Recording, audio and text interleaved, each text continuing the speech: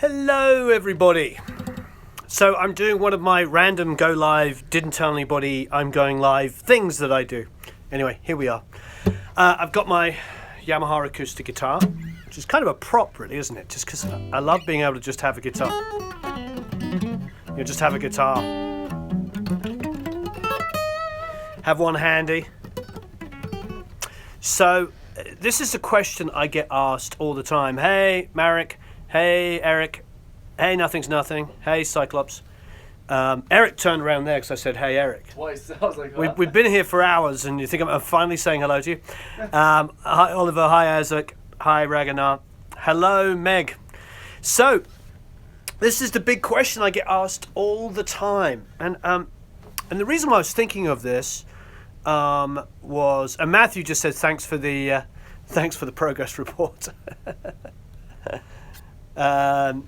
Anyway, what I wanted to just talk about is really, and just let's sort of stick on income, because I've been seeing a lot of courses and stuff coming out talking about how do you make money in music, and I sort of want to be able to give that information away for free and really help, because the whole idea of doing this, and the whole idea of doing Produce Like a Pro was like, my part of it was to give like a huge amount, hello in Croatia, was to give away a huge amount of information.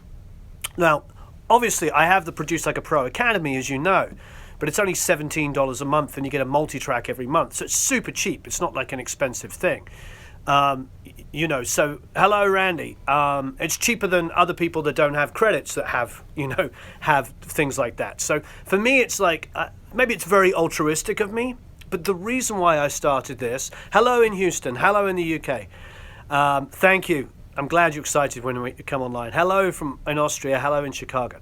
The reason why I started this was to give back, and also because I do feel like I'm a success. I do feel like I'm blessed to be able to make a living in music. I really, really feel blessed about this. And so I want to be able to share the information I've learned. I'm not a professional teacher. I'm a guy that teaches and tries to help or mentor people, because my experience is mirrored by what the reality is now.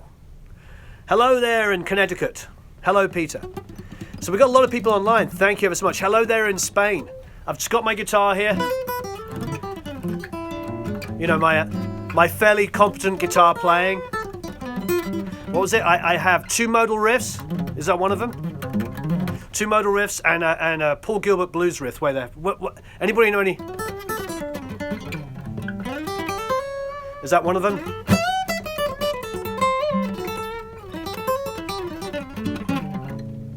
Or is that one of them? I don't know.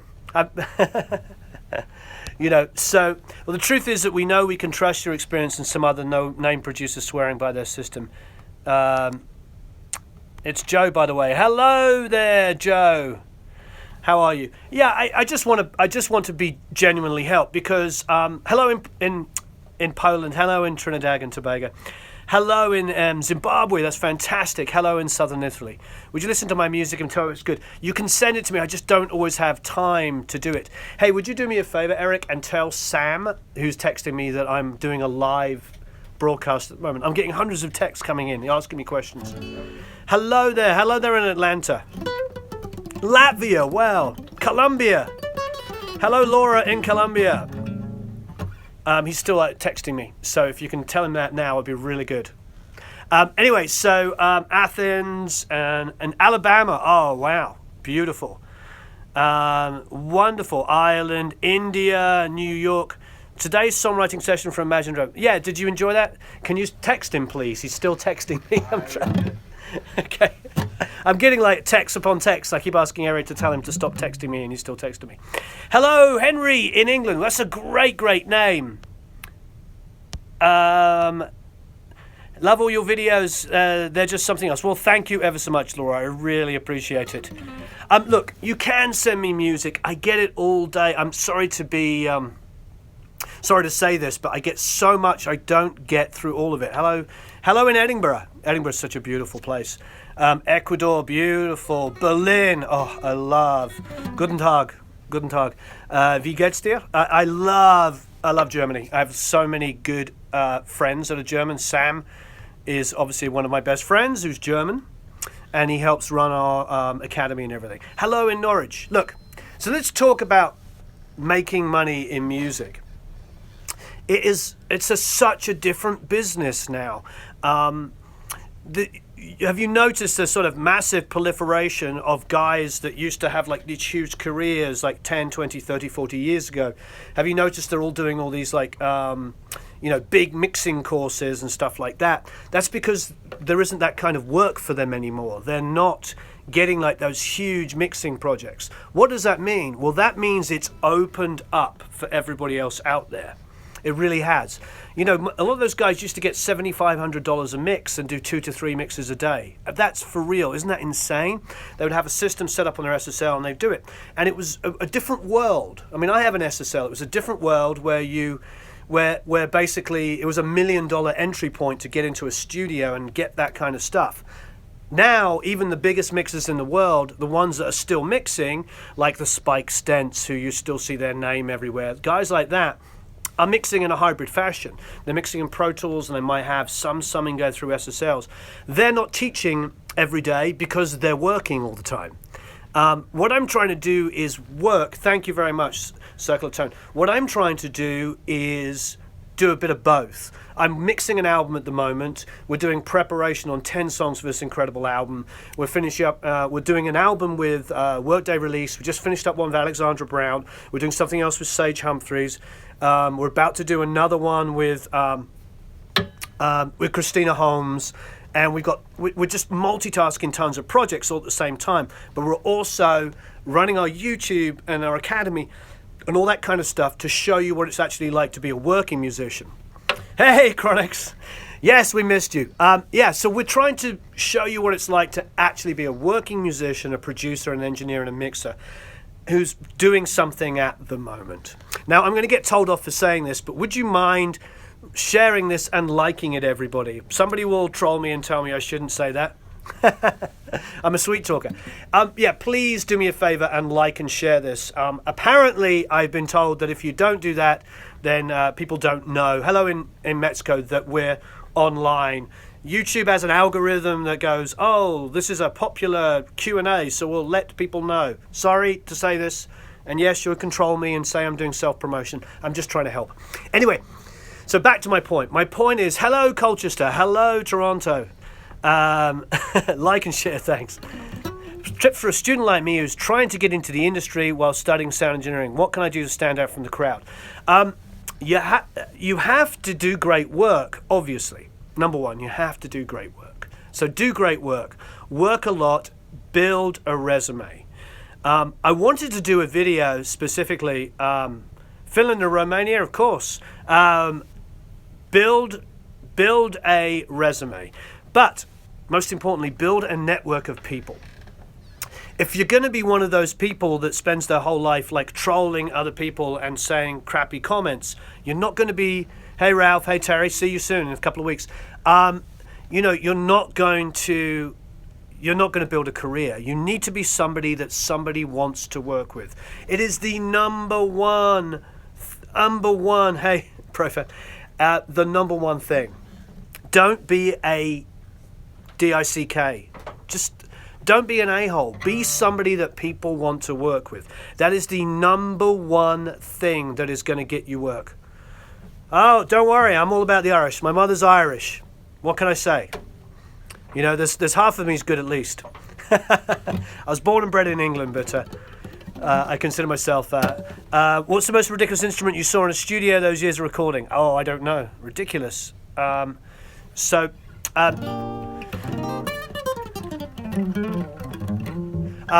really, that's the number one secret if you want to build a career, is be somebody who's easy to work with, that communicates well. It doesn't mean you to be a pushover. Don't be a pushover. So number one, be easy to work with. Number two, I'd love to come to Dublin and do workshops. Hello there. Yes. Good question. Do I work for free? Yes, I do still work for free. What do I work for free on? Stuff that I'm developing and I co-own. So if I've got an artist, I'll try and get a small budget to pay for Eric, for instance, or if I love the artist. But even then, I don't work for free and I don't work for spec. But what I'll do is I'll do something like, okay, we're going to split income, or we're going to co-write the songs, all of that kind of good stuff. Yeah, I'm working for free just now. Exactly. You know, this is all part of the giving back. This is part of being a good person. Is because what we want here is a community. We're building a community of people. And, you know, and with that in mind, you know, building a community means supporting each other. It's the reason why I do the Produce Like a Pro Academy, is it's all about helping each other. Hello there in Poland. As some of you may know, my wife is Polish. Iron Maiden's first proper album was recorded, and any mixing for their sound, size, etc. I'm doing a recreation of the same gear, but struggling. That's a difficult one. I don't know. I'd have to do some research to answer that question properly. I'm sorry. The MPG events. I don't know about those, Mark. You should tell us a little bit more about those. How do you having to work with someone on their project may have a volatile attitude? In other words, being a DICK. That's a big question. When you're dealing with people with big attitude problems, don't lower yourself to that place. Because if somebody's being combative with me, if somebody, like, you know, recently I've had some trolling comments that are obviously trying to push buttons and all of that kind of stuff. Hi, John. Oh, no, it's okay. You can interrupt me. This is a Q&A. We're talking, we're doing stuff backwards and forwards, and of course I'm, you know, trying to keep it on point. But when you're working with an artist that maybe is giving you a little attitude, just don't fall to that point.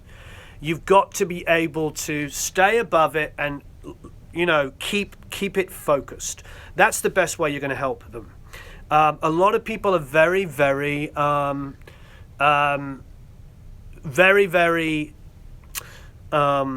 insecure. Most of the people that are going to be trolling are literally looking. I don't think you trolling, Chronix.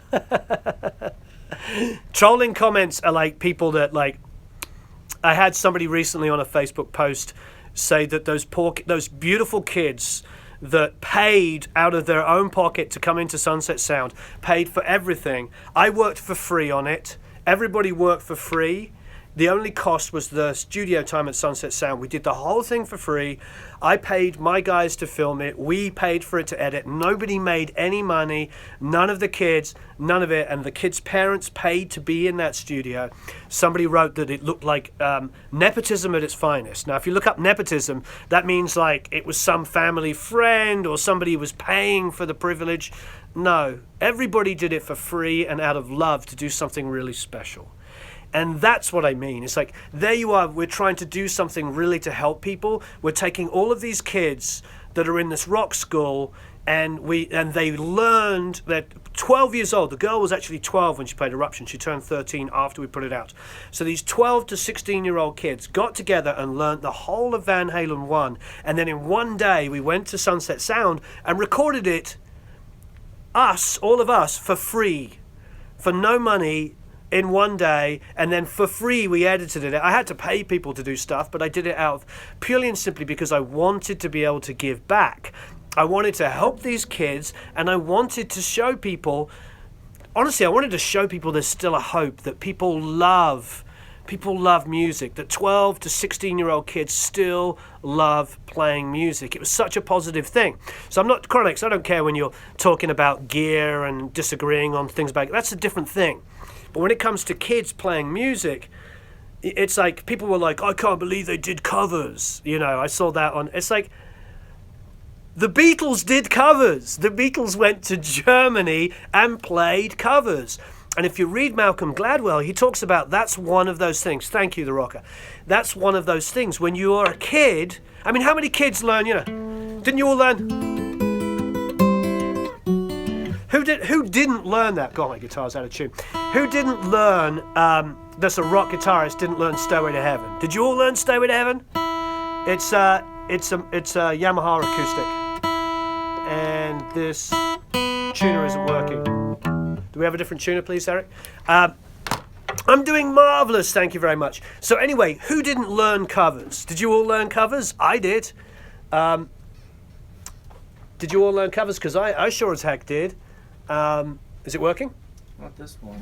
Just replace that. Because that's what we did. We learned covers. So if 12 to 16-year-old kids are going into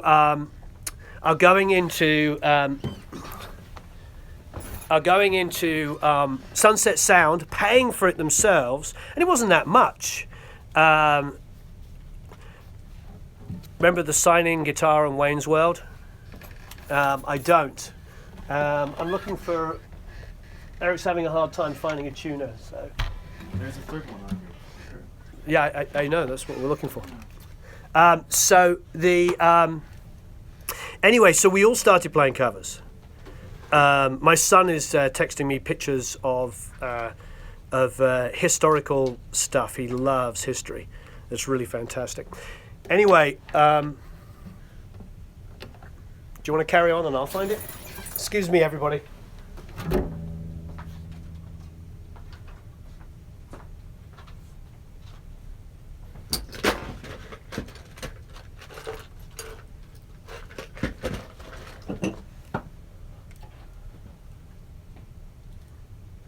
It's the flat black one. Do you want to change the battery on that one or this one? That's what I'm doing in the meantime. Okay, so, all right, so what was I saying? Yeah, everybody learns covers. It's part of the process. So when trolling these poor kids, not poor, they weren't poor, but these, you know, they shouldn't. Just remember that the Beatles learned covers. And when I was a kid, you know, I learned, don't fire, Eric.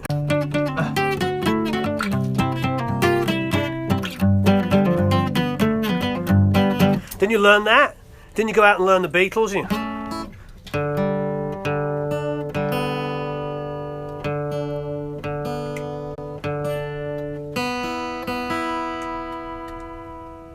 Didn't you learn?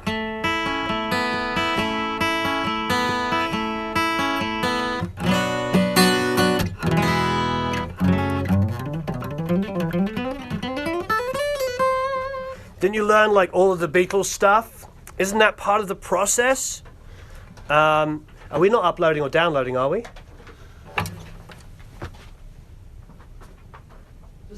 I'm doing a live thing.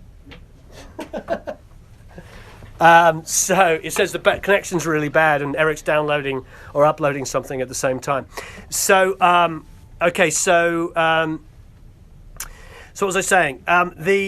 So covers. So basically, that's part of the process, you know, and I think it was fantastic that these kids were doing these covers because, sorry, the stream's not working. Eric started uploading something. Can you hear me now? Can you hear me now? Can you hear me now? Can you hear me now? Can you hear me now? Did you stop it? Yeah, I'm not even on Wi-Fi anymore.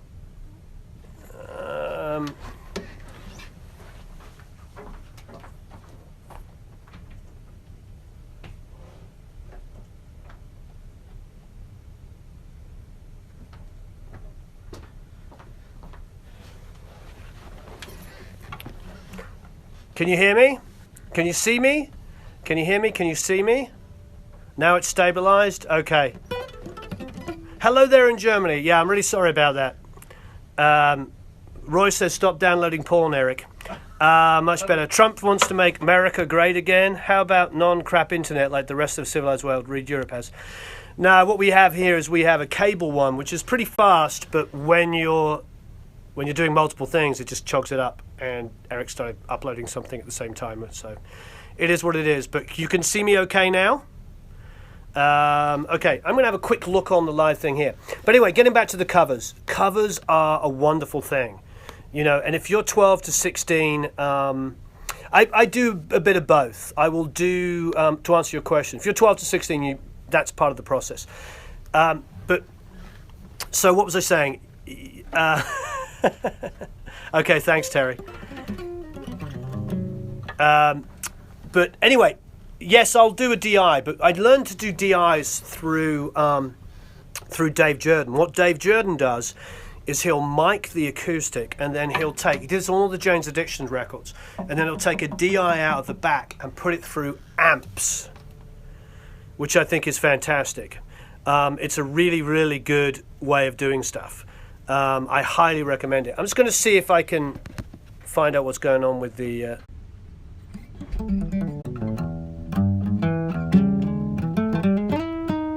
Can you see me now?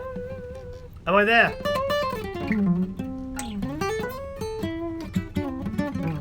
Better? Okay, good.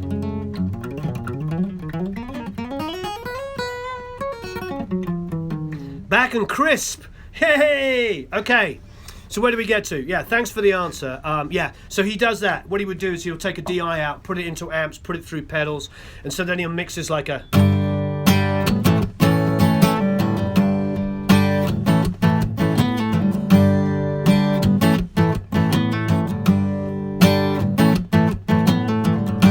He'll do like that. If you listen to Jane Says, there's some really weird stuff going on underneath. It's really, really good. Looks like Joe Gilder is... Joe Gilder's congratulating me on my Facebook post because I love capitalism like all the rest of the world, but unfortunately we tried to get my wife's mother and stepfather out of Florida yesterday, and we started off on a flight. It was $264. It shot up to $773 while we were trying to buy it, and then by the time I checked out it was $1,102 each person, and it was just ridiculous. It was like during it, Southwest keep their prices, and they didn't change their policy, so all of their flights were like $200 or $300 getting out of Florida, but unfortunately they all sold out immediately. Where the other airlines started and they're saying they're not price gouging, but somebody was like up to $8,000 to fly 300 miles up north. It just was getting ridiculous. So anyway, I posted that on my Facebook page, and I usually stay away from things like that because I'm not a political person, as you can tell. Being English, I find I go down the middle, and I love people on both sides, and we share a lot of common things. So I try not to be one of those guys, you know. But hey, it seemed like I only talk about things I have experience with, and I experienced Delta literally jacking up the price as I was trying to buy it. So that's all it was. So anyway, otherwise I stay out of stuff like that. Those of you that follow me know that I try to stay out of all of those kind of conversations. But I will say, God bless Southwest. God bless them. They did a wonderful job. They kept their prices the same. They sold out quickly. They didn't cash in. They could have done what Delta and American did and charged thousands of dollars for old people trying to leave the state that were worried, and kids and the grandchildren like this, you know.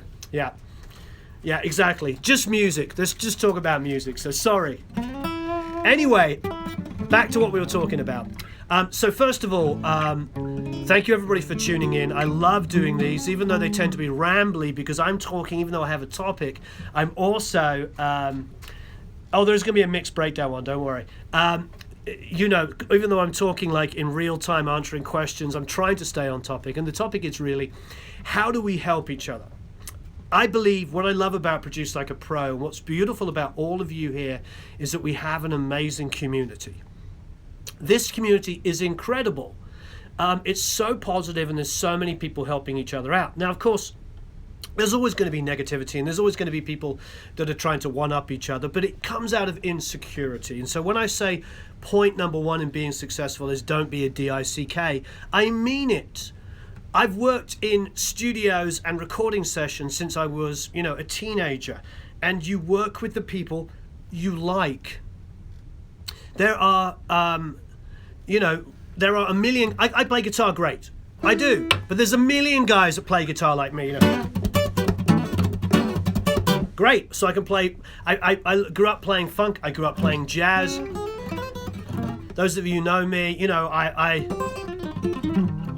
I play rock, I play blues, I do all these things. I play on most of the records I produce. You know, I've been blessed to play with James Blunt. I played stuff with bigger bands that are uncredited. I was blessed to play with Slash and Ace Frehley, you know, when we did the last Ace album. We recorded it here, and I did all the harmony guitar parts for Emerald. I'm really blessed to have this opportunity. Oh, Django, so amazing. You know that? All those diminished runs. Those are amazing. You know, he's and well,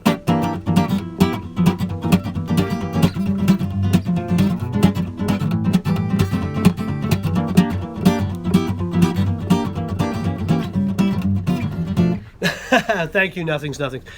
So the point is like there's lots of great guitar players out there. There's a handful of absolutely unbelievable guitar players. Tim Pierce has one of the best feels of any guitar player I've ever worked with. The way that he can move on the neck. You know, he keeps that. You know, he has the ability to keep it very, very slinky. Guys like Tim Pierce are absolutely phenomenal. Then I love guys like, of course, like Steve Vai is the modern, well, he's been around for 30 years now, 40 years, but he's like, to me, like the modern aspect of like the shredding guitar player. Paul Kossoff, oh yeah, the feel, you know. Yeah, Guthrie Govan's great. I think I have a tendency to love the guys that created these guys. You know, as much as I like Jack White or Guthrie Govan, I mean, Guthrie's amazing technician and an incredible feel. Andy Timmons, these are all wonderful guitar players, but for me, I love the influences. Like, to me, like the perfect guitar player would be, Guthrie's amazing. My perfect guitar player to me would be like Keith Richards, kind of.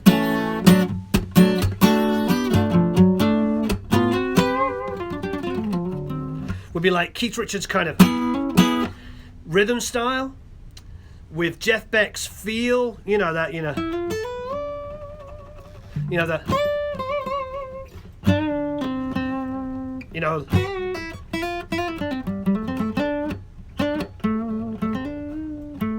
Oh yeah, so much. Northern Sounds. You knew about Northern Sounds, Dave Connor. You have to tell me about that in a second. There's so many great guitar players like that. One of my mentors as a kid was a guy called Ollie Alcock, was incredible. Yeah, Andy Summers.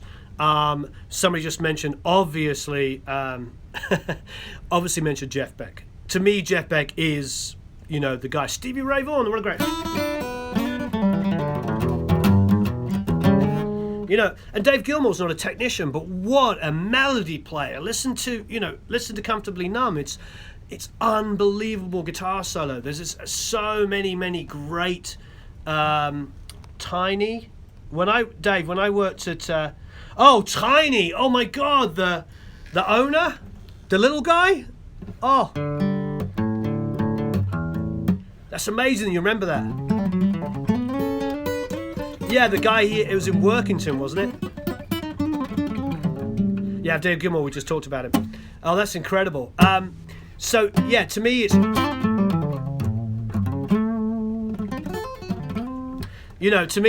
Rory Gallagher. Oh, so many great guitar players.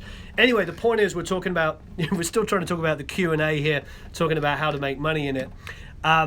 But the point is with guitar players is like there's the stylists like this. The guys we're talking about and the girls, I mean there's some girl players in there as well. They defined it. To me, Holdsworth was that, all that fluency, that thing that Holdsworth could do.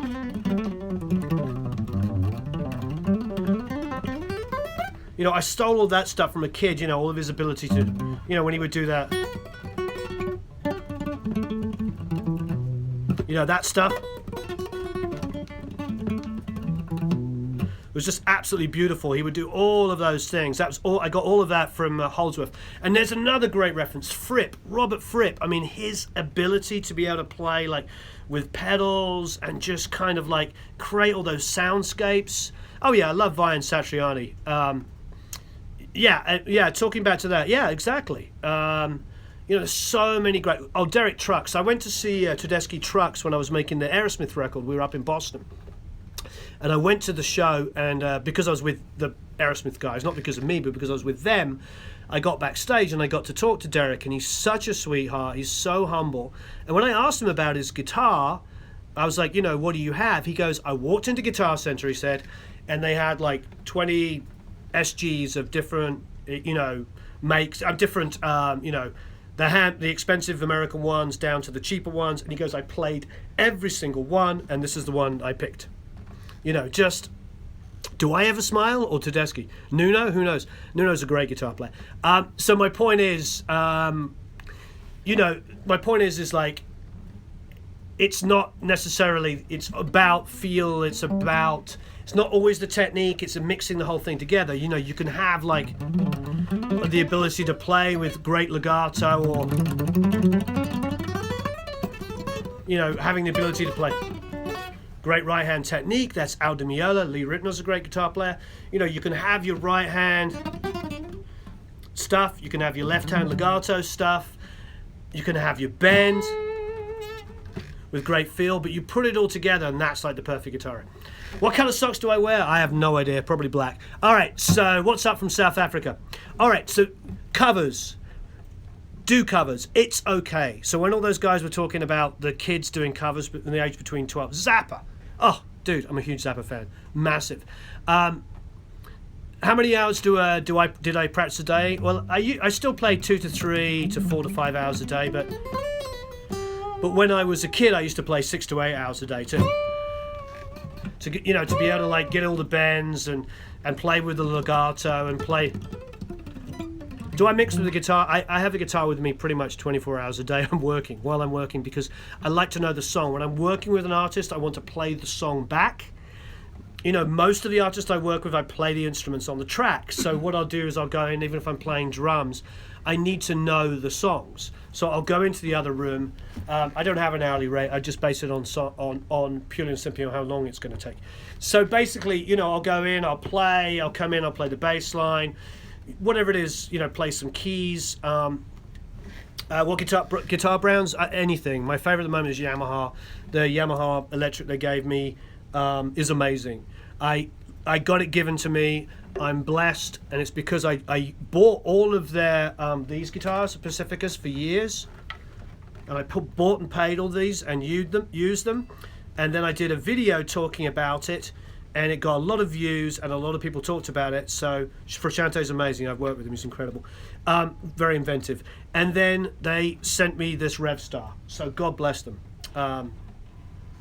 There's no average rate for any musicians anymore. It's what's your budget? Yeah, I have a THR 100. Hello in Germany. How do you get people to like rock music when EDM and pop music are basically in everybody's daily life? Well, I think that's a big question. Okay, so number one, how do you be successful in music? Don't be a DICK. Be somebody you want to work with. Number two, there's the good question.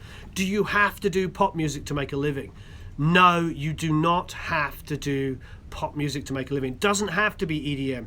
There's plenty of other genres that are selling records, but they're just selling it in different ways. It's not all about selling records. There's plenty, there's plenty of stuff out there and plenty of ways to make a living that aren't based on being on pop radio. So I do agree when people say, pop music's in a bad place. Yes, exactly. Adam's saying it's all about having different fingers in different pies. So now what I do is I produce the artist. Quite often I put the music out. I have published people. I feature them on my channel. I do so much stuff to help it all work. It's really all about getting in there, getting stuck in there, help with career development. I'm working with 2 artists at the moment that I'm doing a lot of work with to help them in their careers. So I'm not just making the music or recording the music or co-writing the songs or playing on it. I'm doing a bit of everything because this is what I love. Hello from Morocco. It's like, this is where we're at these days. That's why I believe in community. That's why I believe, self-promotion, but not self-promotion in a cold, calculated way, and not pretending to be something that you're not. This is what I am. I'm a guitar player that has a recording studio, that makes music, that's had some success, and works my butt off 12 to 15 hours a day, every day of the week. and I'm married with kids. And it's like, do I consider myself successful? Yes, I do, because I'm able to pay my bills. I'm able to have a mortgage. And my wife is a stay-at-home mum, and she looks after our kids. And I have 2 kids in school, and I'm able to do this by doing music. And that is success for me. How do I balance that? It's a lot of work, Matty. It's a lot of work. And yes, being yourself. This is the way I talk to you, that I talk to Eric, that I talk to the artist. I'm very passionate about what I do because thank you, Ben, don't be fake, because I love music. Is that legal in California these days? It is for me and my friends. I mean, some of my best friends are in music and they're married with kids. Tony Franklin, married with kids. Great guy. Been married for years. Greg D'Angelo, great friend of mine, lives down the street. His son goes to the same school. I mean, the point is there's lots. I don't play live anymore. I don't have time. How do you figure out time off every year, same time every year? I try to go away in mid-late October because things are cheaper. They always call that the lawyers and accountants time. Like if you're going to go to a nice vacation place like Hawaii and you're from Southern California, going in October, the prices are cheaper. You get to do, you just get smart. You don't go on vacation in July and it costs like $100,000 to do something that would cost like a quarter, a tenth, a hundredth of that another part of the year. So it's all about being smart. So anyway, EPK for sound engineering. Yeah, I mean, so basically, don't be a DICK, work well with others, number 1. Number 2, have good boundaries. So, yes, the Frank Zappa studio is down the street, down the bottom of my hill. I'm blessed to live in Los Angeles, so most of the people you see interviewed are based here or I've worked with and they're friends with me. Oh, Walker, you're being at Sunset Sound.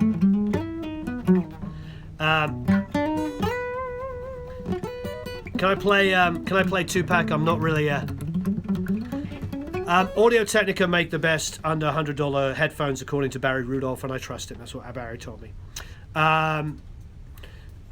Good non-confrontational ways to talk to artists. Okay, this is a good part of our Q&A.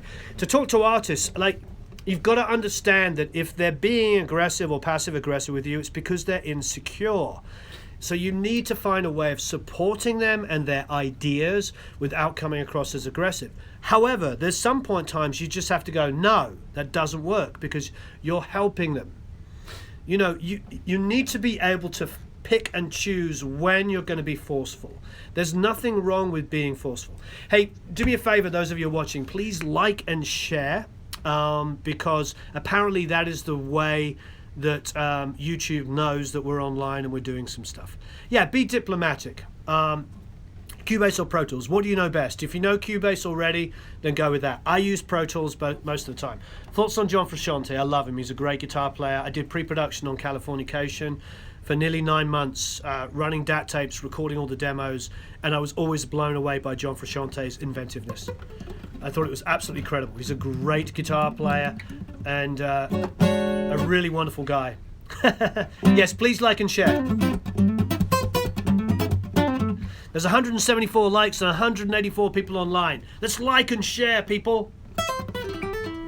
Anyway, so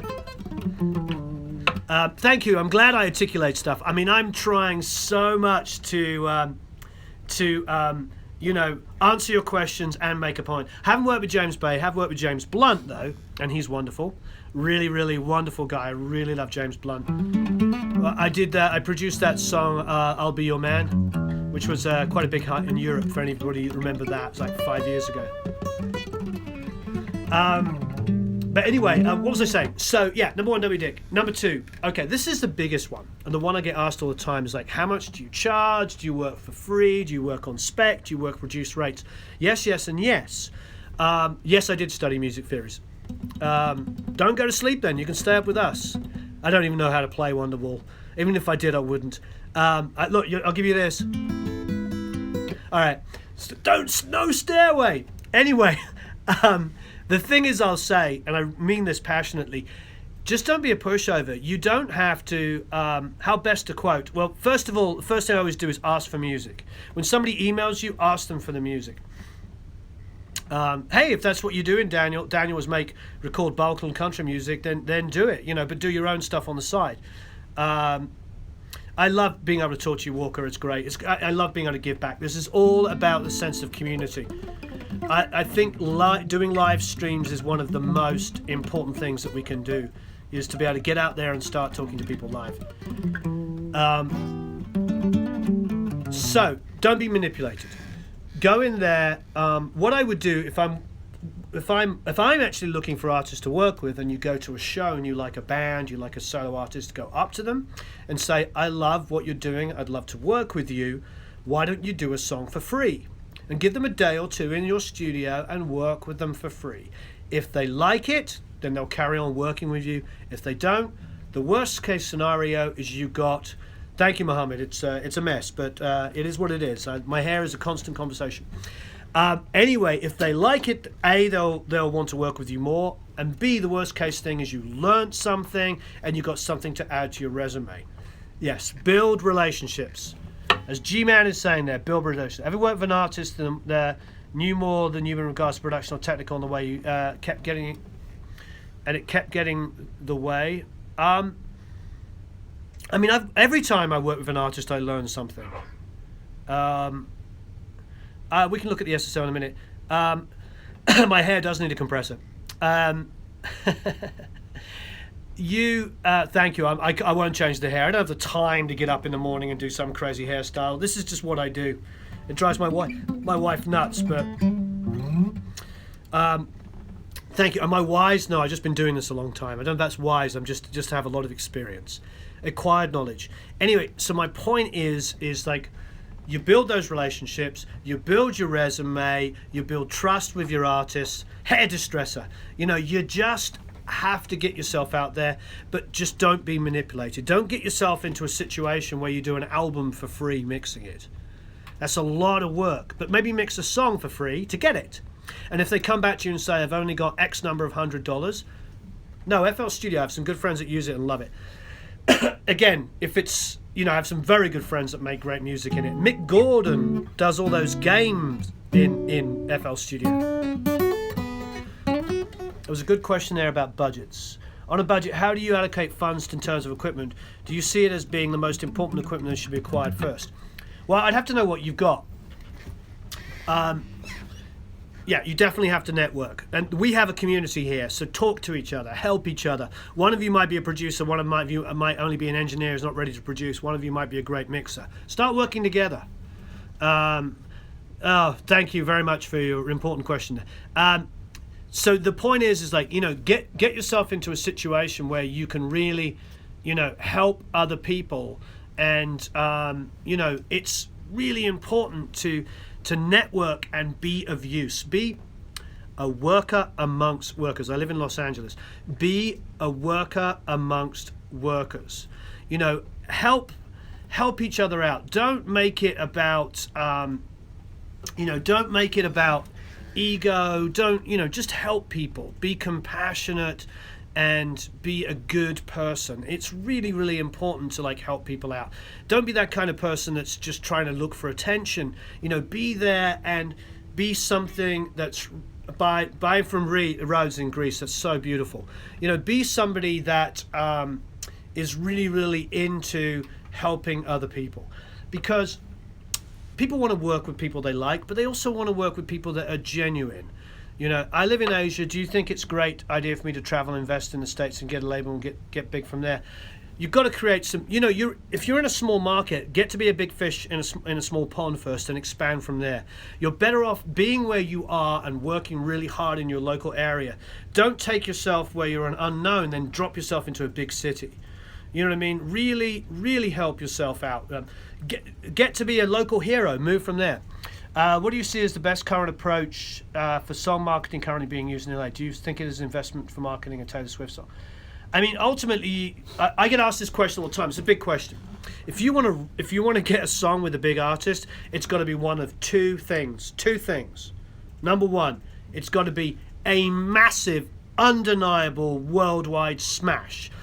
You've got to be able to play it to a friend and people go, oh my God, this is just the best song I've ever heard in my entire life. Is there good networking sites? Yes, YouTube is a good networking site. Talk to each other here.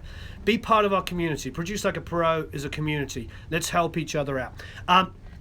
Anyway, it's got to be the biggest smash hit you've ever heard in your life, number one. Or number two, you've got to write with the artist. That's the only way you'll get a cut. Otherwise, everybody has got 400 good album tracks to choose from on their album. Why would they take your song? They're not going to take one of my songs unless it is a smash hit or they co-wrote it and they have a piece of the song. So that's, how did I get started? Plap, yes. That's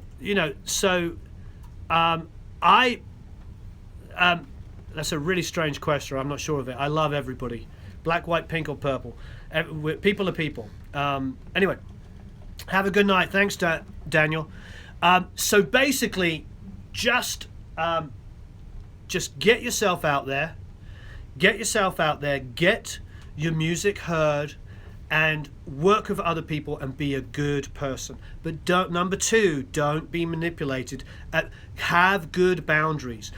Go to the artist, or when the artist comes to you, say exactly what you're going to do, and what you're going to do for either free or low money. I love everybody. This is a very strange question. I don't have any hang-ups with people. Trust me. I am a blend of everything myself, so I have no misconceptions. As my father says, the English are the biggest mutts in the world. We were invaded by the Romans, the Vikings, the Normans, the Saxons, you know what I mean? So we're just like big mutts, just like Americans. So let's put all of that behind us and never have to talk about that again. People are people. All right, so any race, creed, color, nationality, let's love each other and move away from that stuff. What about copyrighting songs? Yes, copyright your songs. There's a video I did. Eric, can you put it up in the questions? Can you open up? I don't know if I can do it easily. An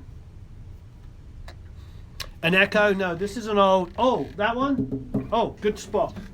Eric's going to put it up. Would you do the music business one? How do I make money in music? Eric's going to put that up. This, if you're asking about this, is actually a 12-string harmony. Probably tell you out of tune. It's totally out of tune.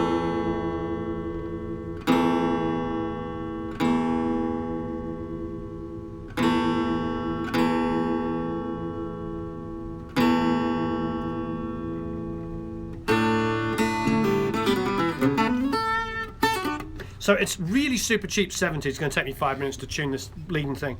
But what I love about it is it records so well.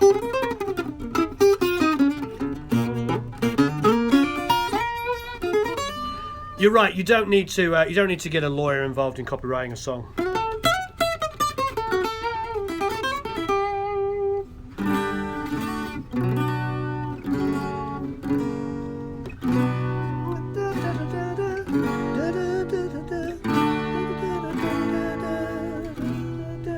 Somebody's asking about Hotel California.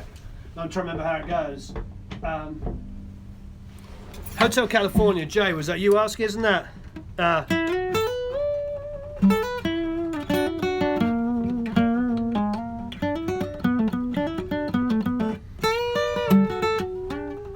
It's really hard to play on this.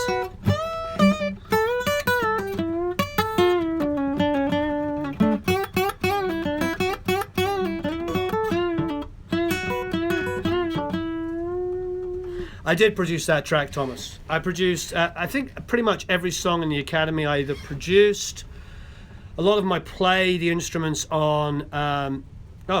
My wife is Polish and living in America. I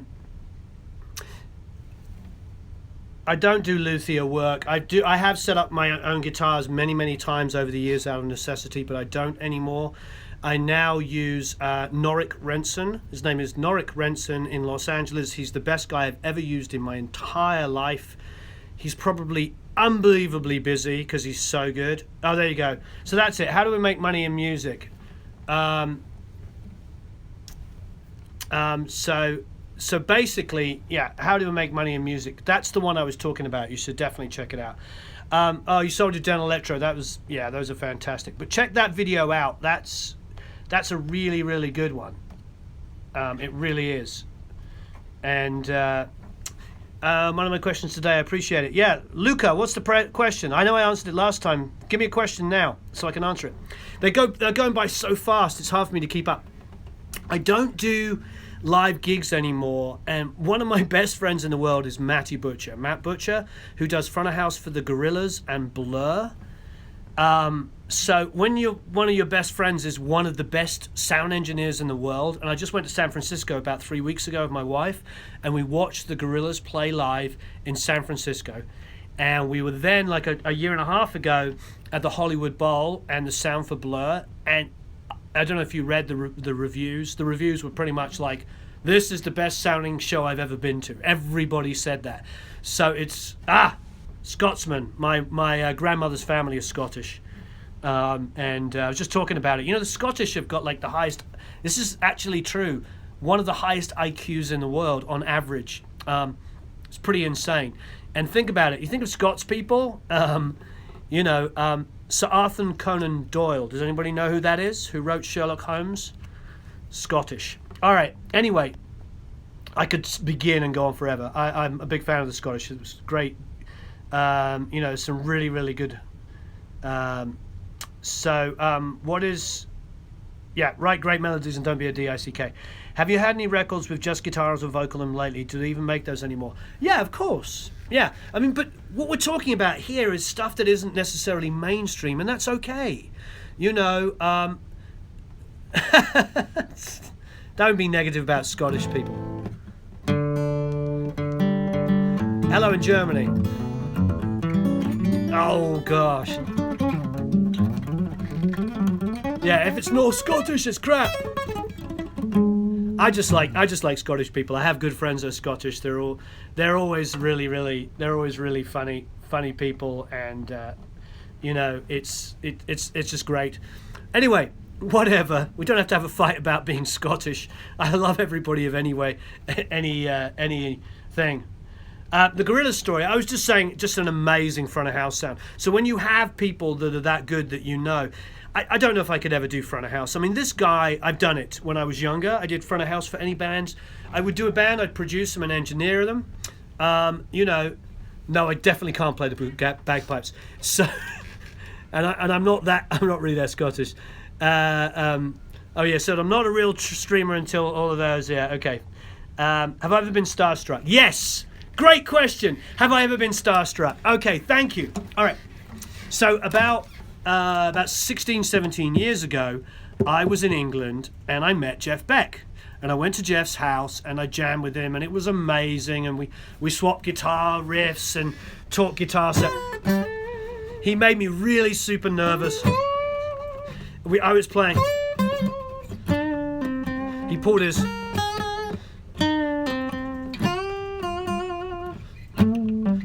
he pulled his... I was playing all with chords and his lovers and stuff like that. Only fairly competently, I admit. I'm only fairly competent. But anyway, I was playing it with him and we were jamming and we were swapping riffs and I was showing him, that we did this, that one where you tap your finger on it once it's there. So I was pretty starstruck, and I remember getting into the car and driving away from his house after I'd been there like all day and all night. He made dinner and all this. Thank you, Mark. You're touching on where I'm going with this. So basically, Stevie Wonder wrote that. Stevie Black has done a cover of that with strings. But anyway, bending acoustic. Yeah. But I'm only bending fairly competently on acoustic. Oh, dearie me. There's some crazy. Hey, anybody, if there's bad language and stuff, feel free to feel free to. I do. I have an entanglement. Feel free to just report people if they're swearing. There's no reason for swearing or derogatory things. Here you go. Here's a tanglewood. So I have this tanglewood. What gauge?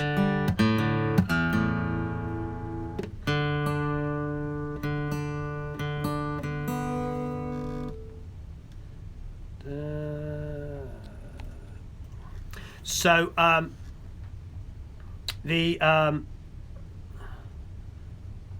So,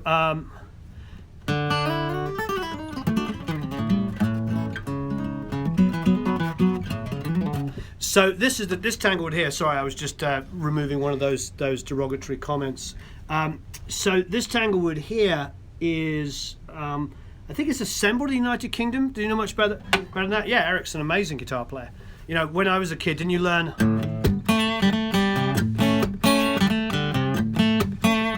Did everybody learn that?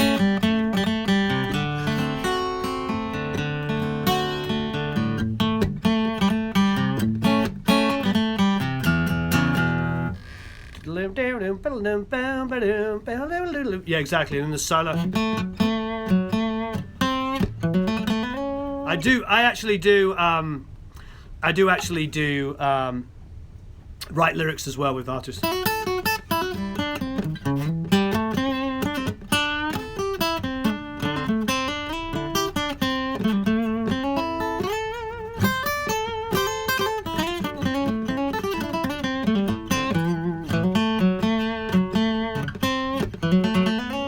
Oh, you're friends with the Thrills? I love the Thrills, Connor. Yeah, I had a great time working with them. Connor, actually, from the band, is an amazing guy. I haven't spoken to them in years, but yeah, I work with the Thrills. If you see any of them, please say hi. I love that band. Do you guys know the Thrills? I worked with them with Dave Sardi maybe in 2004, 2005. We did that album, God, what was it called? Let's Bottle Bohemia? Yeah, Connor Deasy, yeah. Great guy. He used to live in LA. Is he still there? Yeah, Blast from the Past. Oh yeah, Johnny Marr, all that kind of, all that and that beautiful kind of stuff that he did, you know, and he would do all the, you know, he had all the,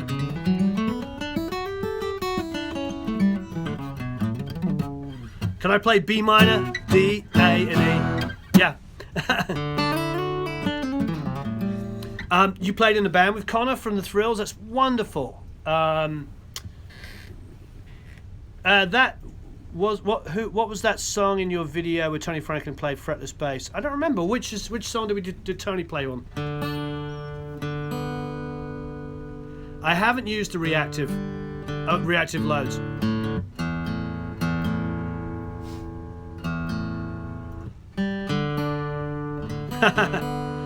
I'm glad there's some Scottish. Don't steal our son.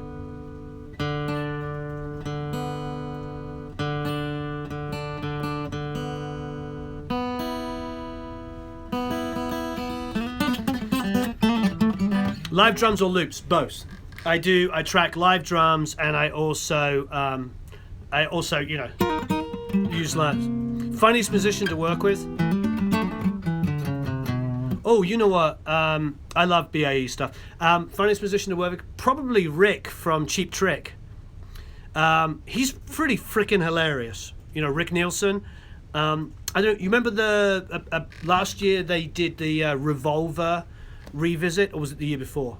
Yeah, no, it was last year. It was because it would have been 66. Yeah, so it was basically the 50th anniversary of Revolver last year. Yeah, Rick is hilarious, and yeah, James Blunt is hilarious. He does that tweets. He says, "People have told me that my name rhymes with the body part." It was one of his tweets once. Anyway, yeah, I did see his guitar collection he brought him. So basically last year I mixed She Said for the Revolver album, which Jack Douglas cut. I don't know if you guys heard that. And I went down and hung out with them while they were tracking before I mixed it. I'm a huge Queen fan, so definitely Bohemian Rhapsody for me.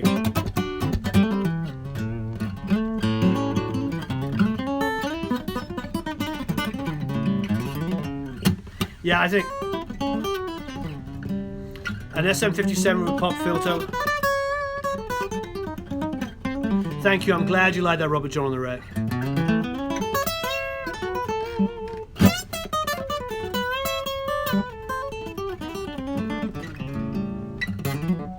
So, Warren, I'd like to play a session guitar for others. What would you recommend for someone who's been playing for 12 years and is in their late 20s? I think you just have to get your name out there. So you're doing well here. You're talking in a community. Is anybody here? Please stay where when I'm talking. Okay.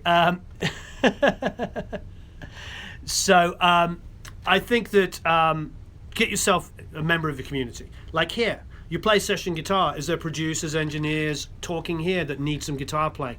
You've really just kind of like offer yourself up and say, hey, how can I help out? You know, Star 69 reunion? No, I don't think so. You know, Queen. Or, you know.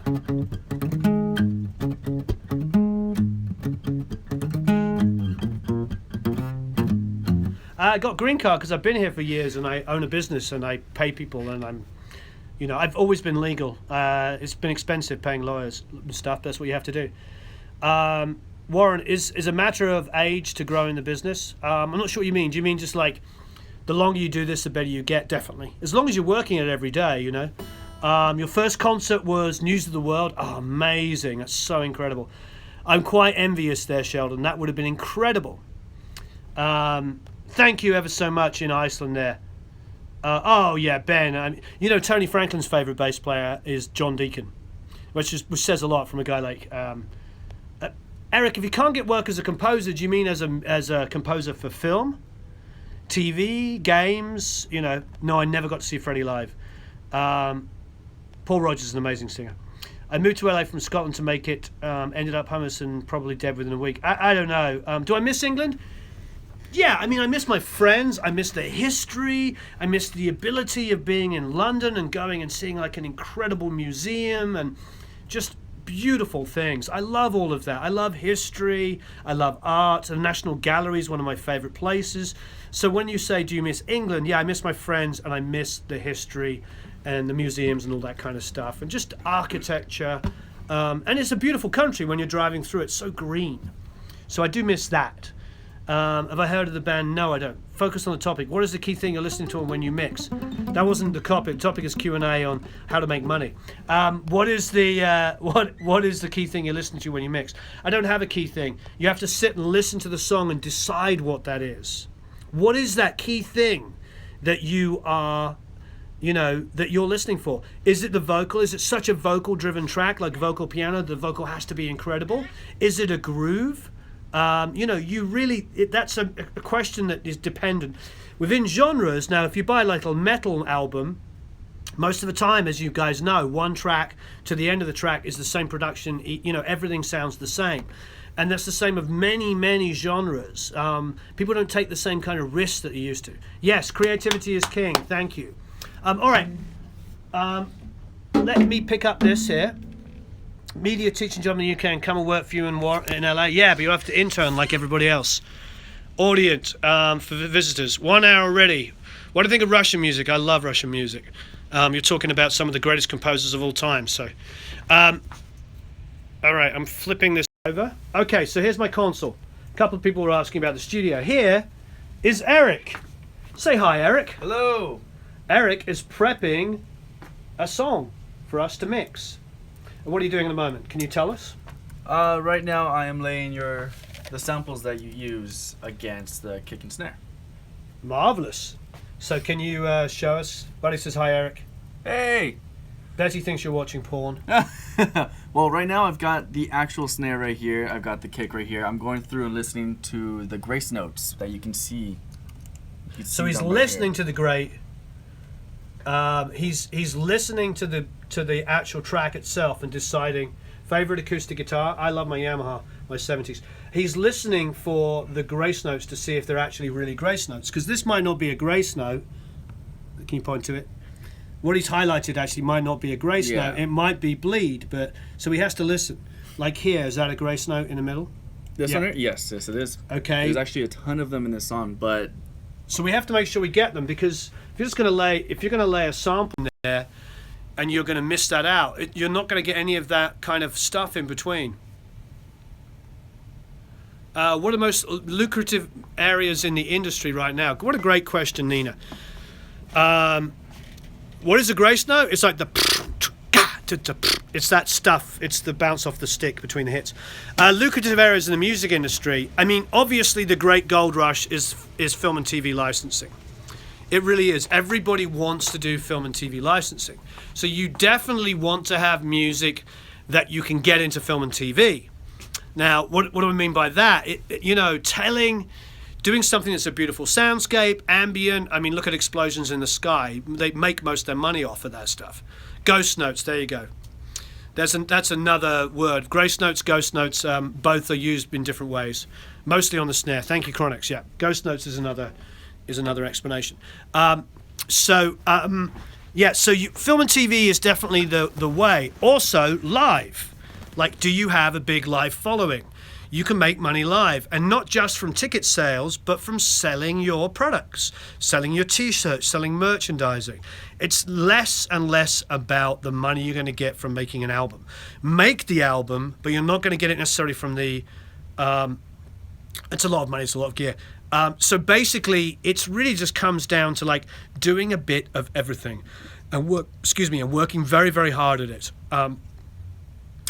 How long would you say you should mix before fatigue? I mean, I try not to mix for more than 6 to 8 hours a day. So I do other things around it, like doing this, going on live while we're working. Thank you for loving my bad hair. Should I look for an established studio or expand my bedroom studio style in the recording industry? I mean, honestly, these days I would say start learning to record on your own. And if you got an opportunity to go and work in a real studio and work with somebody with some credits and some ability that you actually admire, that's going to be a wonderful thing, because you're going to learn so much. I mean, I have guys come in here and this is their first experience. For instance, I've had a guy come in here once, and on his first day,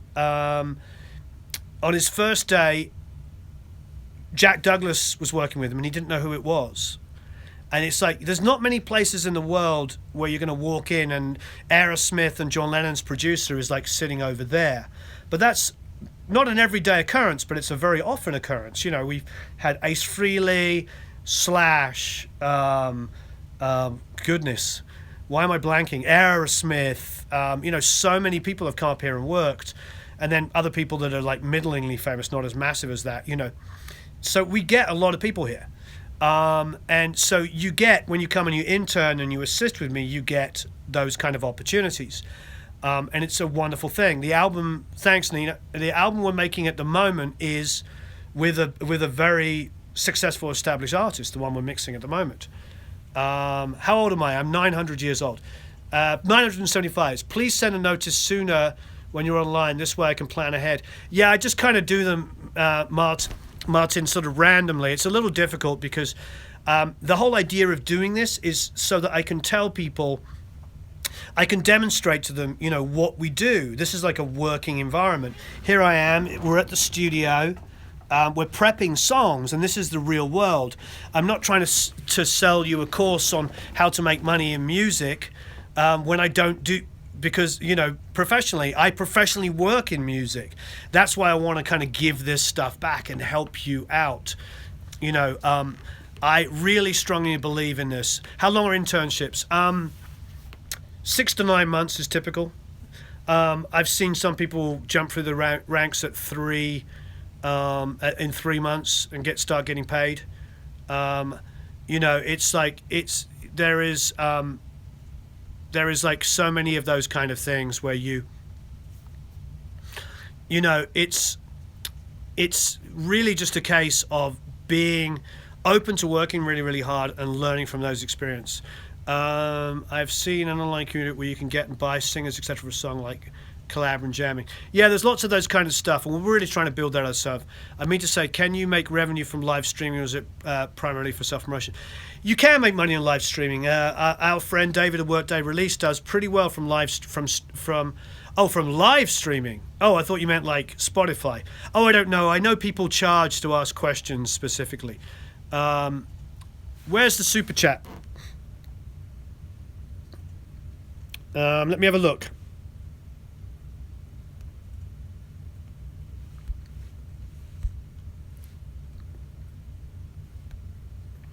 I don't know if I've got the super chat option here.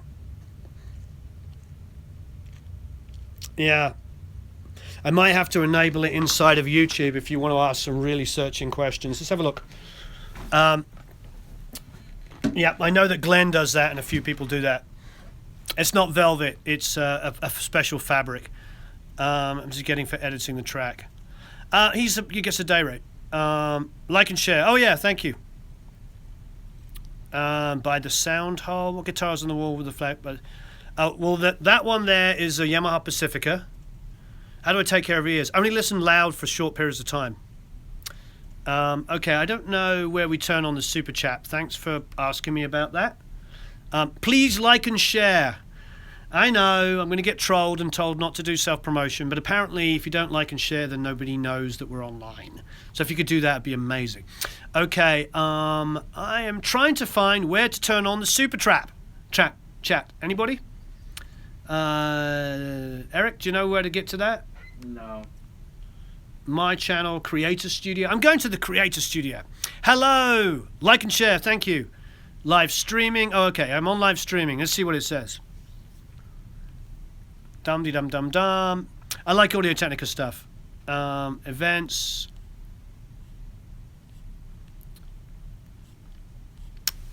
I'm just going to have to... I'm clicking over to see if it's an option. Stop streaming. The good stream health is good. Go live. We're already live. Public view. Sorry, people. I'm just seeing if I can do this. Broadcast alert. No. Analytics.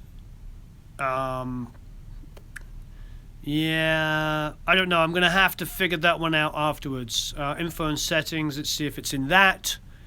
Should I sell my 213 and buy a U87? No, I mean, if you, I would keep it if you can.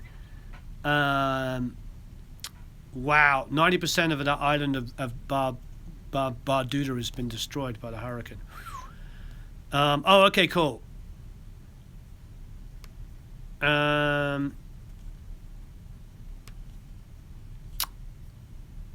Advanced settings. Sorry, people.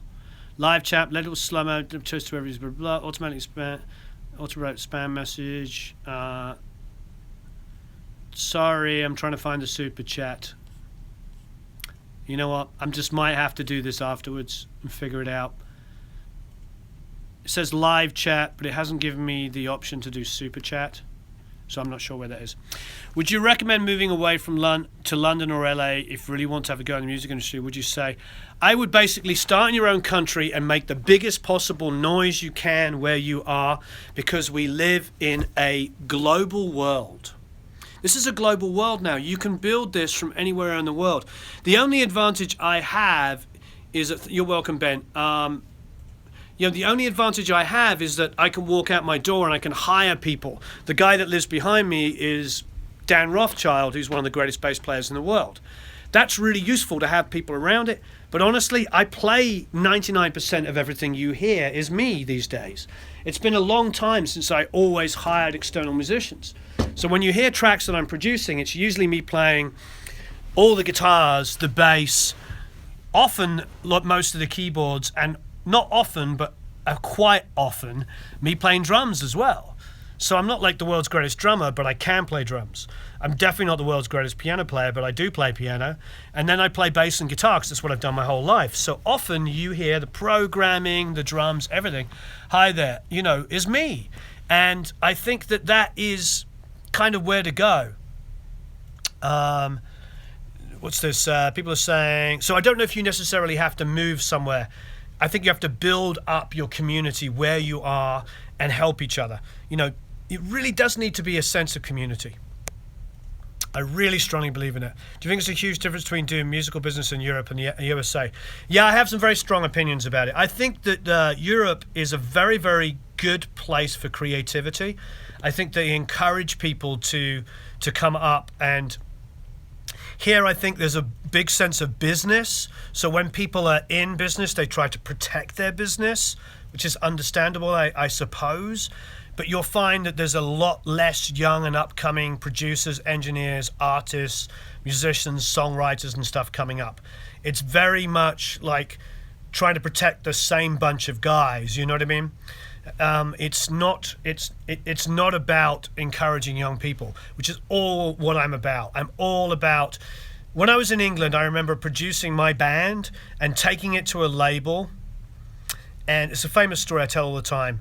And they said, well, let's just see if somebody can beat it. So we went into a different studio with a well-known producer and produced the track.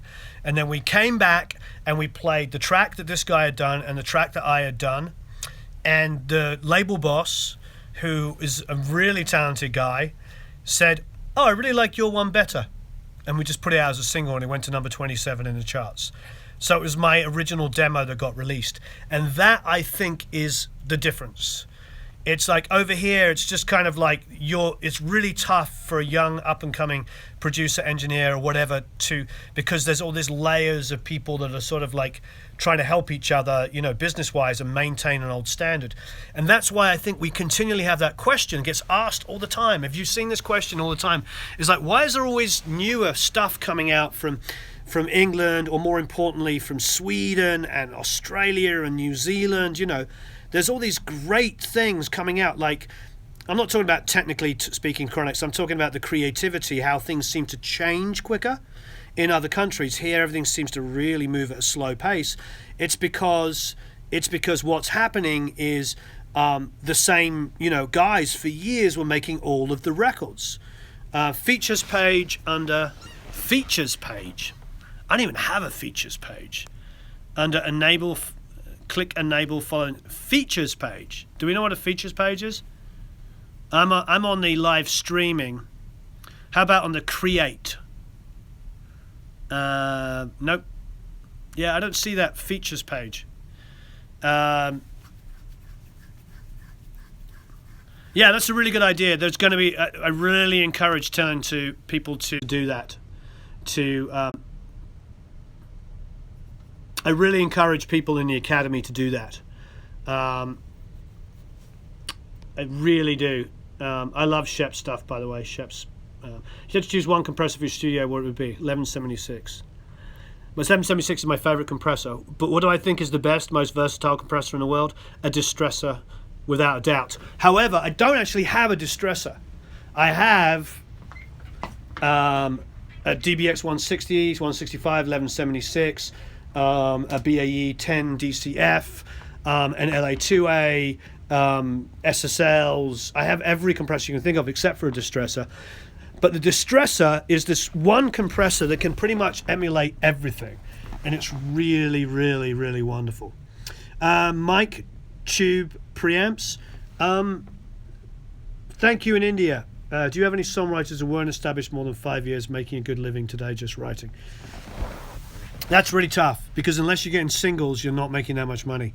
Getting one album track, a third of one song on an album that sells 200,000 copies is not going to pay you rent. But it used to, no, it's totally changed. I know writers that were making 150 a year that are now making 30 a year. So it's changing. I have like soundproofing. You can see up in there. There's like all different bass traps and stuff built into it. There's bass traps over there.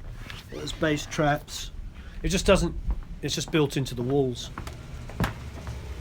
Bass traps over there. Another bass trap there. I have a vaulted ceiling which has bass traps built into it. Anyway, so yeah, there's a lot of design that's just kind of hidden. Who got a $7 royalty track from their last album? Yeah, I mean, it doesn't surprise me. I mean, a lot of bands used to sell 1 million records and still be in debt to their label. Tell me about Focusrite CM25 drone. I haven't used... it's a studio, it's not in a basement. It's in a separate building. You know what John Mayer's thing? I mean, that's fine. I mean, he's got a big fan base. He can do whatever he likes. He can put an album out, or he can put one song out at a time, or put an EP out. I don't think he's proving anything, and that's no disrespect to him, but when you're a successful artist with a name, you're not really changing anything, are you? You're already... there's... I haven't tried Antelope yet, but I hear amazing things about it. So I don't think John Mayer's really proving anything by doing that. He's in a unique place. You know what I mean? It's great. I live in Los Angeles. Even though I'm English, I live in Los Angeles. I don't think you really prove anything if you're already an established artist. It's really not. It's not really a big deal. I think what you have to do. I think what you have to do is create your own luck. You really do. Oh, So, would you mind liking and sharing? I've been reminded to say like and share, just because it's the only way that we know we're on live. You should do a review of the Mixbus and help the Harrison guys out. I love Mixbus. We actually went to them in Nashville, and Glenn has all the footage and everything. So I think Glenn's going to do something. As a music producer, should I try hitting up a recording studio to try to get in on spend demos recording A&R via internet? The best way you're going to get yourself established is to work with your own artists and develop them. Work with an artist and develop them and help them become successful. That is the number one way. The number one way to do this. Guarantee it. Please like and share. Starting work in a local studio and is really ugly in the control room. Tips for making this room somewhat appealing to clients. I mean, clean it, decorate it, drapes, good lighting, lava lamps. I mean, all the sort of silly things that you see in studios are kind of fun. You know, if you can like light it in a fun way, I mean, that's cool. You know, having it so it's not just bland cafeteria lighting. Thanks. Artist development is a huge one. 500 compressors, 500 series compressors for vocals. Interesting. I don't know what my favorite is at the moment. I'd have to research. There's some really good stuff. That's all right, AJ. Famous artists you would love to produce. Yeah, they're all dead though. Do you know what I mean? I mean, Tom York. I'd love to work with Tom York. Who wouldn't? Do I have any holes in my pedal collection? Yeah, I mean, there's a few pedals I'd love. There's a few extra pedals I'd like to use. You know what I mean? You know, it would be really, really important. Lots of beer. Thank you. Love you too. Yeah, exactly. Lava lamps. They're just fun stuff. You have some fun. Mirror wall or acoustic foam? I don't know, honestly. That's a Barry Rudolph question. You know, are you offering me work? Sure. Take the work if they're offering it to you. So as a music producer working with an artist, do you get paid just for the making of the records and playing income, or from... Oh, I don't get anything from the gigs. I don't get paid anything from that. Should I use a limiter or a lead vocal track? You've got to have a salt crystal lamp. Oh, maybe. DBS 568 compressor limiter costs $200. That's cool to know. Thank you. Are you purposely avoiding my question? What is your question? I didn't see a question. I'm literally trying to follow hundreds and hundreds of things as they come in here. I think we're at like 1,200, so I don't see any questions. I'm scrolling back from you. Does that mean smaller artists should stick with album formats, release singles as they are completed? I think it's a combo platter. I think that every artist has a different way of doing it. I think if I was a pop, EDM, R&B artist, I'd be releasing singles. Now, if you're like a prog, rock, indie, cool band, you're putting out albums because people like albums. You like my shirt? Well, thank you. Acoustic foam costs a lot and it's not absorbing low. Had to sell on my outboard except for Apollo. I'm sorry to hear that. Foam used. If someone asked you to write a top line, what did you think of the production on the new Queens of the Stone Age album? I thought it was cool. You know, my friend Gavin Lawson mastered it. It sounded really good. I liked it. Do you say anything about getting more consistent clients in the studio?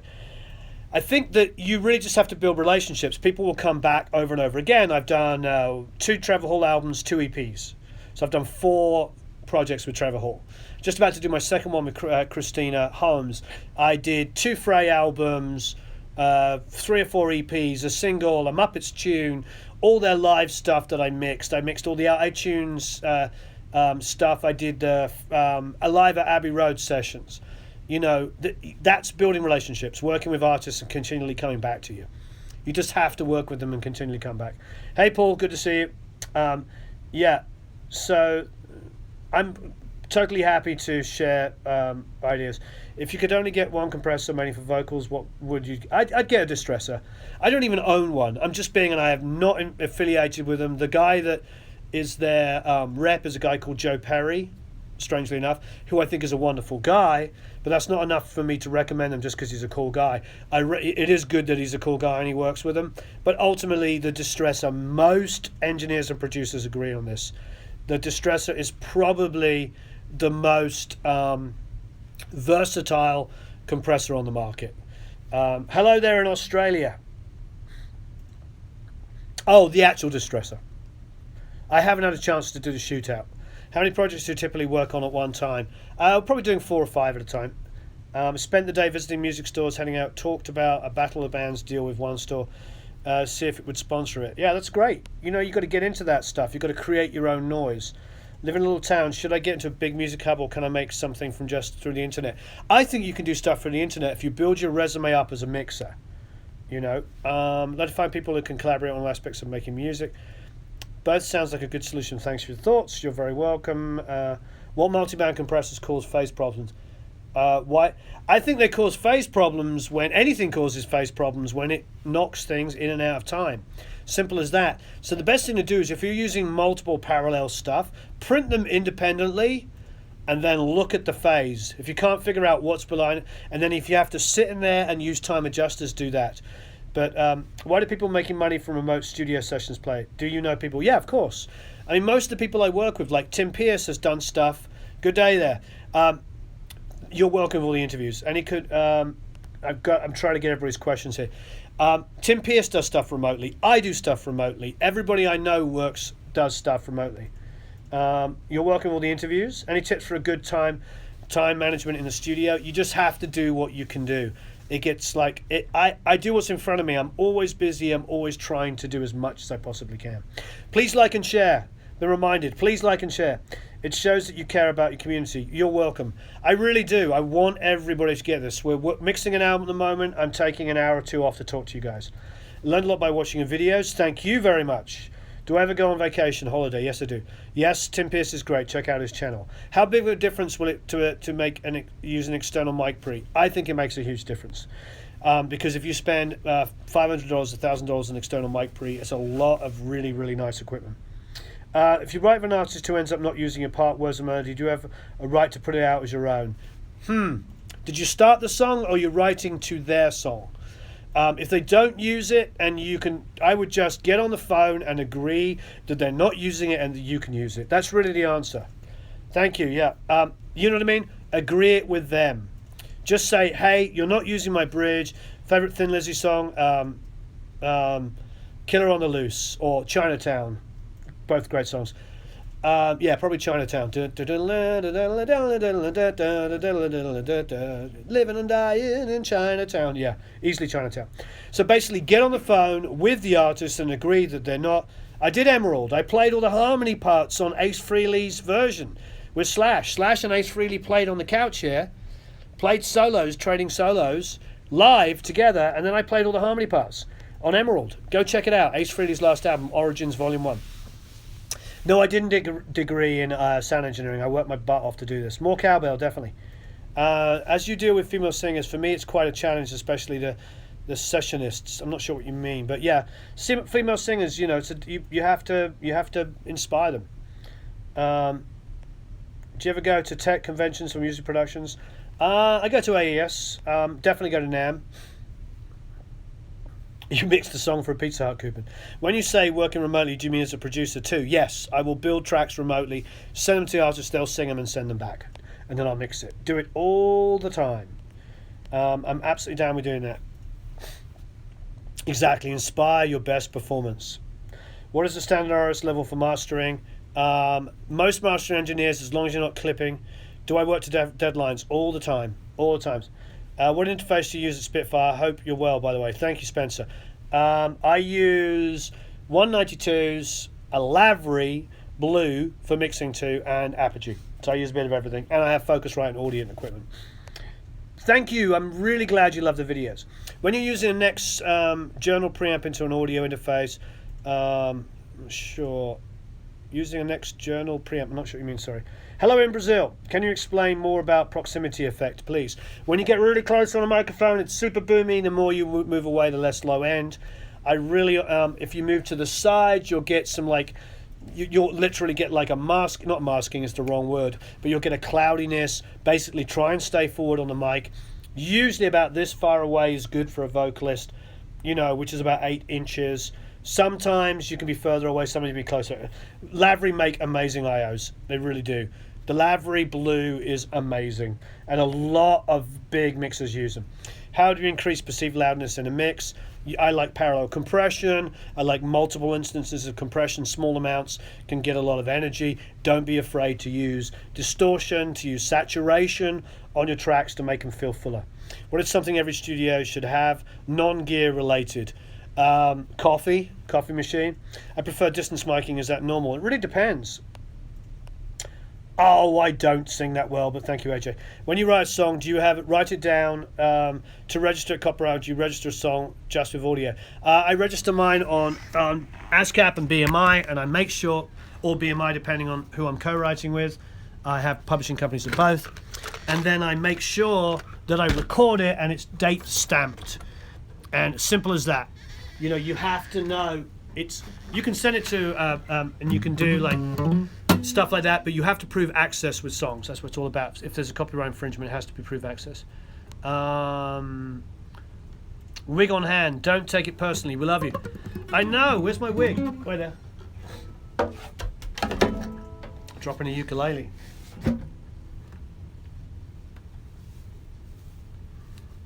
There you go. Is that better? So now we can talk about something else, or should we still talk about my hair? Wait there you go. All right. So. Here we go.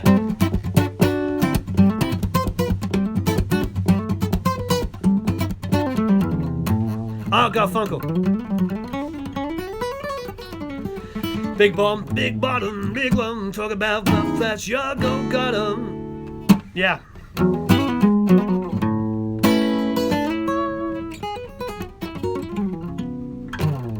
How do you stay healthy and keep a positive attitude? You just have to be positive, you know?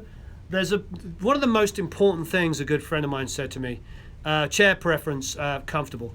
Simple as that, comfortable chair. And it could be any price, IKEA, could be anywhere.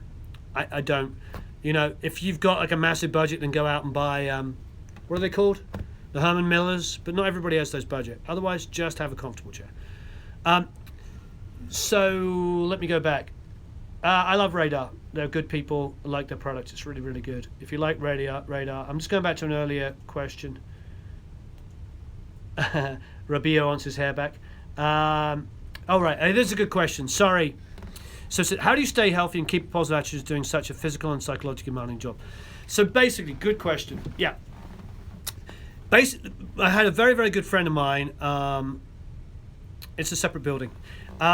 I had a very good friend of mine, Scott Schreiner. Do anybody know who that is? He's the bass player for Weezer. And he's a very good friend of mine. I've known him for nearly 20 years, since I moved to Los Angeles. I met him like 3 years into being in Los Angeles, and I've been here 21 years. And anyway, so Scott, so Scott said to me something that I think is really, really powerful. He said to me, act as if. Really, you have to act as if. If you want the positive attitude around you and you want people to be drawn to you, you have to act positively. You have to be positive. It's really, really important to, you know, get that kind of positive attitude. You want to help people. You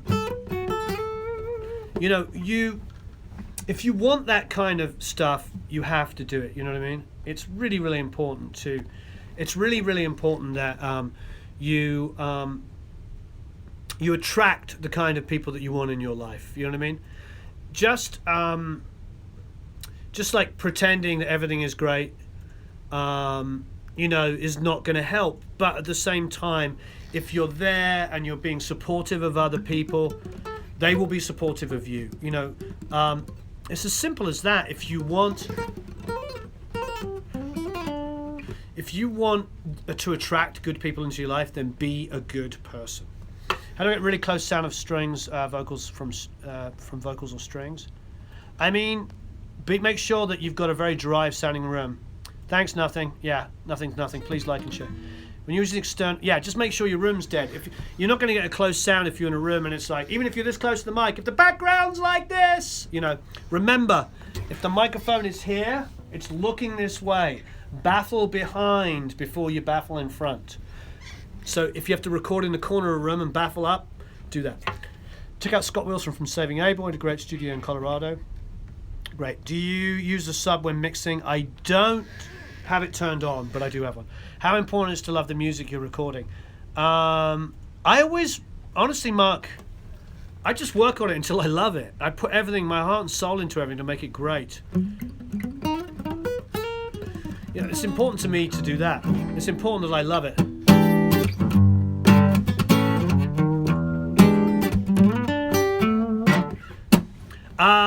If your room is really, really, what is your most famous work? I don't know. I recorded the drums and did overdubs and stuff on How to Save a Life. I think that was the biggest selling. At one stage, that was the most highest selling digital download of all time. It's probably been exceeded healthily now, but you know.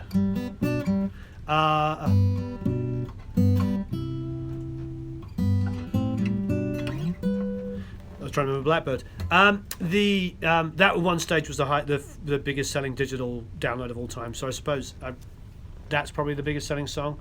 I don't know. I've done a lot of songs that have sold well. I've been very blessed to work with a lot of great albums, great artists. Did Slash? Yeah, Slash didn't come in with his hat on. He came in with his hair tied back and wearing a pair of Ray-Bans, and then played. Thank you ever so much.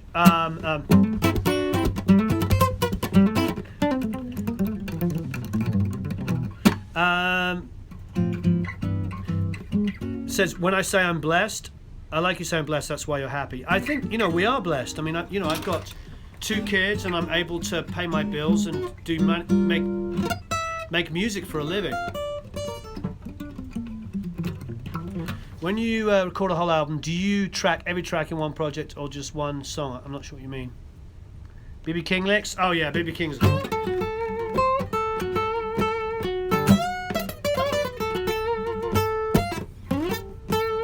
I love that B.B. King stuff, you know. That's not him. I stole that from Tim. I would start on piano, then go to guitar. Thank you, Arthur. That's very, very sweet of you. I'm playing, what was it somebody said the other day? One of my 2 modal riffs. A bit of roundabout. God save the Queen. Follow your advice. I already did some projects for free, and I have my first 3 clients. Yeah, do it a little bit. Just do a little bit. Get so people know who you are. It's all very well for Tony Maserati to say he doesn't work for free. That's fine. He's not building a career. He was in an industry for like 30 years where he just got stuff handed to him all the time. It's a hustle. For most people, it's a hustle, and they have to create their own luck. And to get into a lucky situation, you have to be working a lot, and you need to be working. And I remember when I was working with the Bangles in the late 90s. Can you play Robert Johnson? I think I'd have to tune the guitar to play slide and stuff. I'm going to grab a slide. You're making me think. Anyway, I'm still talking from the other side of the room. All right, I ran off to get a slide. Thank you. Yeah, hard work is super important. Exactly. So I'm now going to tune. What tuning are we going to do? We're going to take this down to D. So it's D, B, G, D, G,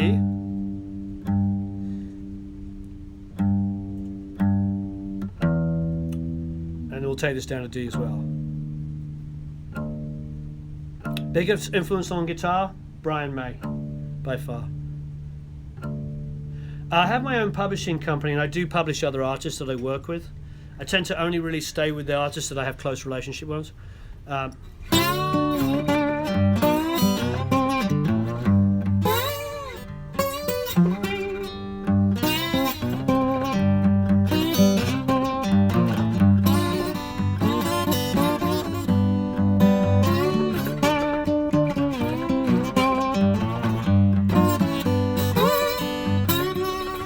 Playing one of my 2 Paul Gilbert riffs that I know.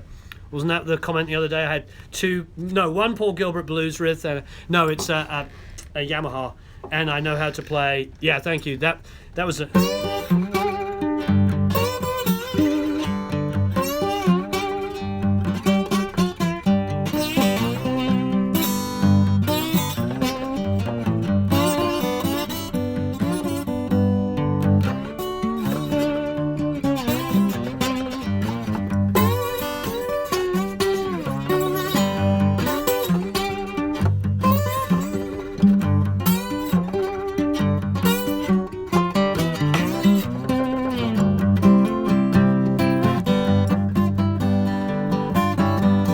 Yamaha.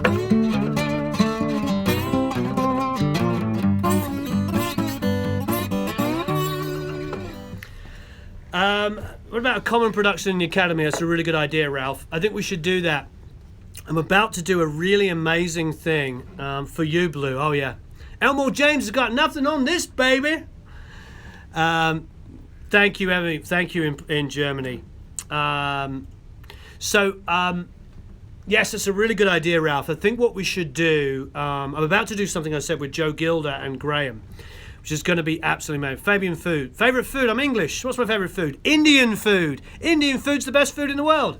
There he is. Joe Gilder. Boom. Joe, I was getting your texts while I was... we do try and stay away from the swearing. I am not perfect. I have sworn. It has happened. I do swear. But anyway, yes, I'm sort of semi-announcing. It's going to take time, but we're going to do a little thing here where it's going to be Graham and Joe and myself, and I think it's going to be fantastic. No, it's not. I don't think it's going to be fantastic. It's going to be fantastic. Yes, it is all about family. It is all about community. Favorite curry? I'm English. Chicken tikka masala. Come on, you all knew this. Glenn did make me swear. I did swear, and that's a good line. People say the F word when they can't think of something. What's the most challenging artist? I have done front of house. Most challenging artist. I don't know if I could speak authoritatively to that. Good luck on a profanity ban. We're working with Glenn. Yeah, I know. But look, Glenn's going to hate me saying this. And if he's watching, he's going to hate me saying this. Glenn is a big frickin' teddy bear. He's like a 6'3" teddy bear. He's actually one of the sweetest people I've ever met. It's just like he becomes Howard Stern. He's the Howard Stern of the metal world. I'm totally destroying his credibility, but he's the most respectful, friendliest guy. No, he doesn't hate God at all. That's the point. He becomes Howard Stern. He gets on this thing and he's like, metal guy, and he's like, ah. Anyway, I don't want to talk about it anymore. So Joe's one of the greatest guys out there. He's a very talented singer and songwriter, as well as being a producer and engineer, and a wonderful mentor to so many. Yes, I do the Abbey Road reverb trick all the time. I EQ into reverb all the time if you watch my videos. So anyway, let's not have a discussion about religion here. This is about music. No politics and religion. There's a lot of YouTube channels that you can go and argue with each other about religion and politics. Please do. Please, off you go. Anybody who wants to argue about politics and religion, off you go. I have my own beliefs, and they mean a lot to me. And but I am not in a business of putting them off on anybody else. Thank you. No politics and religion. This is all about music. We love music. We're here, and music is such a great place to bring everybody together. Anyway, so Joe's a great artist, and so what we're going to do is we're going to do some pre-production with him, and then I'm going to do some overdubs, and then thank you, like and share, please do. And then I'm going to do some overdubs, and then he's going to send it, Graham's going to do some stuff, and we're going to do a remote recording together. Now, it might be a few weeks before this starts, but watch out between all three of our channels. It's going to be really, really good. And I really want Graham to mix it, not me. I think Graham teaches mixing at a level which I love, and he teaches to a lot of you out there. So we're going to have a fun time. I've never worked with Joe Satriani. I've worked with Joe Perry, but never, and Ace Frehley and a bunch of other great guys, but not Joe Satriani. I worked with Paul Gilbert. That was wonderful. Paul was fantastic.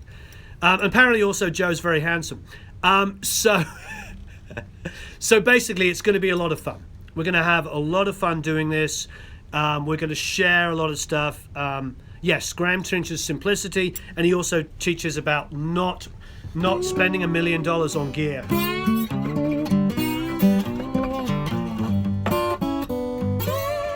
I've never recorded AC/DC. I've seen them live a bunch of times, and they're amazing. I saw them with Bon Scott when I was 13.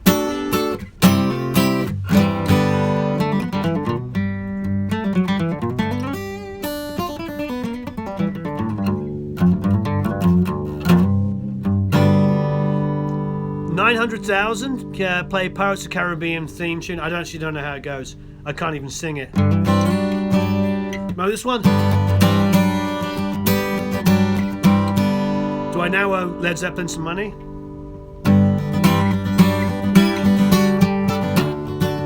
It's the best chord ever. D, D, D, D, F sharp, D.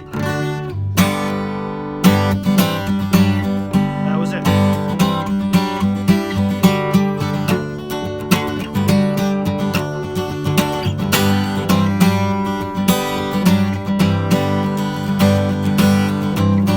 Who disliked the stream? Probably one of the guys that was throwing around a bunch of racist slurs, or another guy that was doing some sexist slurs. I mean, those are the kind of people that dislike streams. It's quite all right. Thank you. Yeah, I appreciate it. It's like we don't have to talk about our beliefs, but we have very strong beliefs in and faith in helping people and looking after each other. That is the biggest thing. It's a sense of community. It's like when people come together over, all of the devastation that happened in Louisiana, has happened in Texas, and now happened in Florida, and all over the world. That is what I believe in. Yes, believe in community, believe in helping each other out. And so that comes, I will play Day Tripper, but I have to get back into regular tuning. But that comes virtually impossible to get tours of studio like so. Yeah, it's tough. I mean, I'm working. Even this is work. We're prepping stuff. I don't really do tours of my personal studio. Who's my favorite artist from India? Oh wow, what an interesting conversation. Just because everybody I'm going to say is really, really obvious. So you're going to have to educate me. And I'm not one of these people that pretends to be knowledgeable. Because obviously I grew up listening to the Beatles, so we know where we're going to go. Don't forget Oregon. Yes, I mean, yeah, we're on fire here, and so's Oregon as well. The point is a sense of community is a beautiful thing, and that trumps everything. That is the most important thing, is to look after other human beings. I don't care what race, creed, color, religion, what anybody is. We're all humans, and we're all here to help each other out. And that is in the teaching of all great religions. And that's the end of my conversation on religion. So somebody asked me to play I Feel Fine, which is quite funny. I'm going to do it.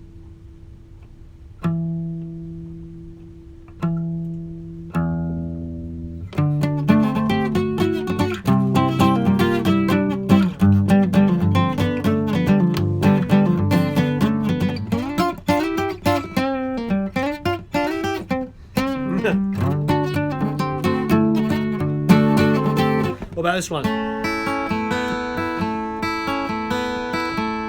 Exactly. What a beautiful thing. You're absolutely right. You remind me to invite a friend to come over and jam. Yeah, make music. Make music. I'm your Venus. I'm your pride and joy. I don't even remember how that goes. Do you think it's important to use new strings when recording acoustic guitar? Yeah, that's a good one. Ticket to Ride. Thank you. My favorite studio, Olympic. It's gone. I recorded there. Absolutely. Yes, Venus is by Shock and Blue. I love it. The favorite song from the Beatles for me would be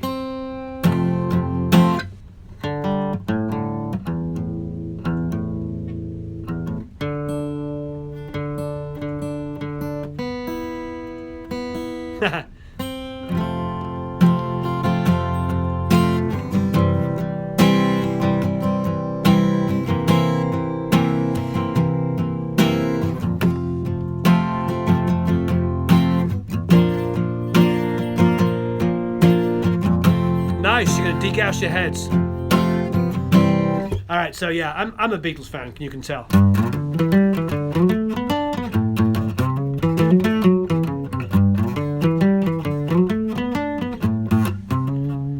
Okay, I'm not sure if I know any Megadeth, but do you know this?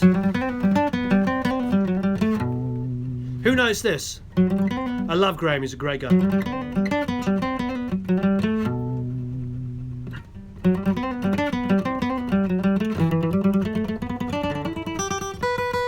You know what this is, and the battery signs come on.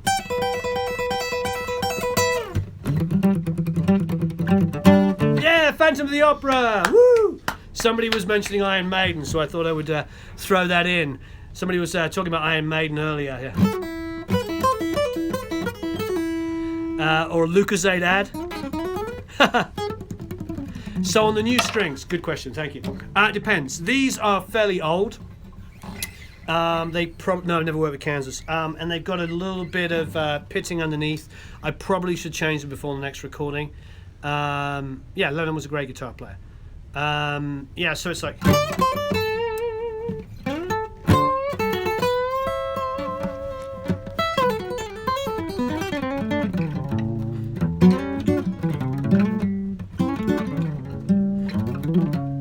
Chicken picking, like a.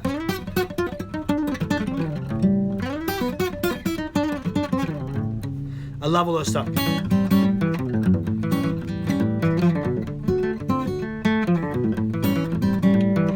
Hey Jude's my favourite Beatles. Oh, that and.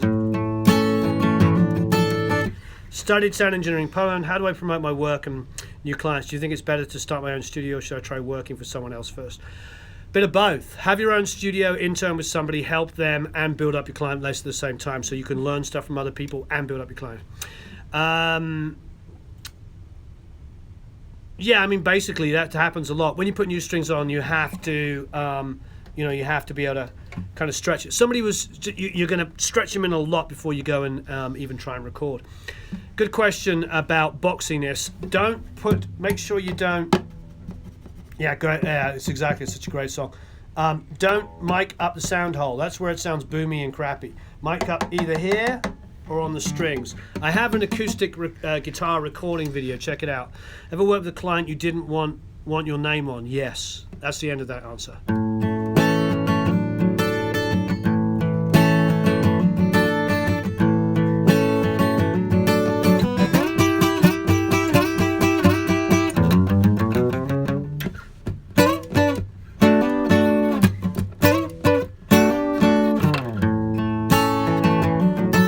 So George Harrison's your cousin? Wonderful. Yeah, I'd love to come to Dublin at some point. Do I use ozone? I don't. How do you deal with difficult clients? You just have to kill them with kindness, or quite frankly, I got blisters on my fingers. Quite frankly, just try and figure out your clients before you take them on. Quite often, I let people just disappear into the ether because they're proving to themselves through emails and communications that they're not going to be. I had somebody break headphones a few times. Sometimes you just have to try and weed them out before they get to you. But if they're going to be difficult when they're there, but usually you can smell it a mile away. Yeah, exactly. There, you can do it even if it's a cutaway, but usually if it's cutaway, go 12th to 14th fret.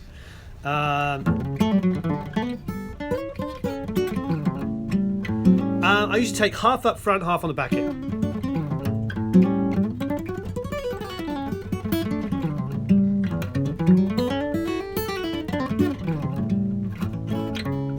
I love Gary Moore.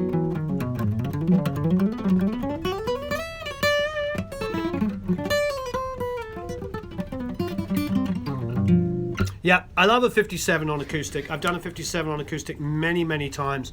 And I think I've talked about this. Thank you.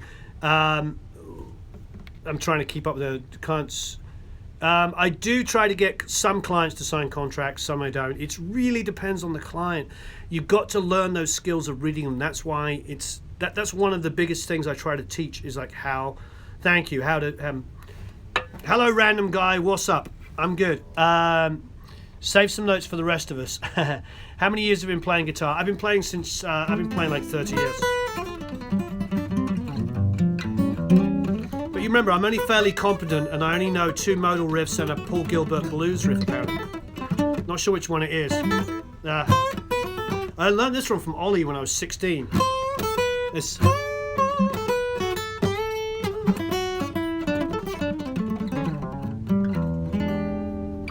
That was an Ollie Orcock riff. Ollie also showed me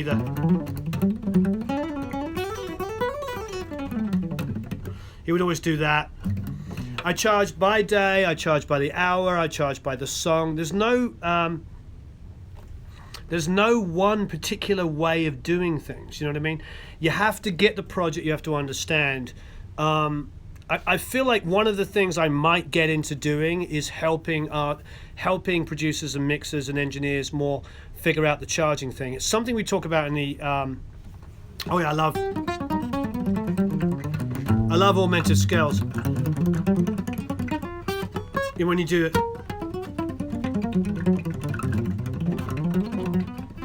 you know, doing those kind of movements.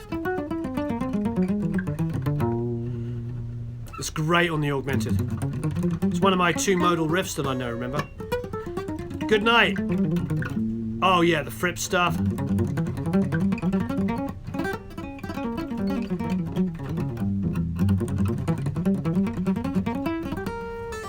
So what's this?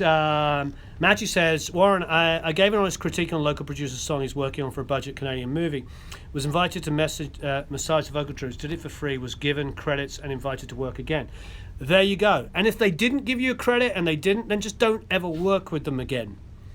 Simple as that. It's amazing. I have done stuff for people and they didn't credit me when I was up and coming, and then I got more successful, and then they come to me to help them out, and I just go, I'm too busy.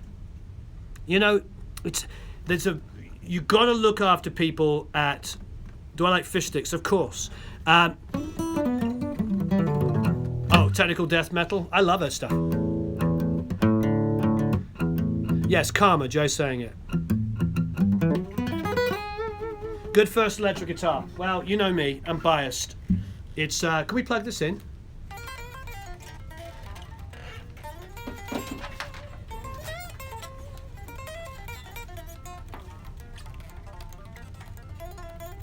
Maybe if we just plug it into the little Fender amp.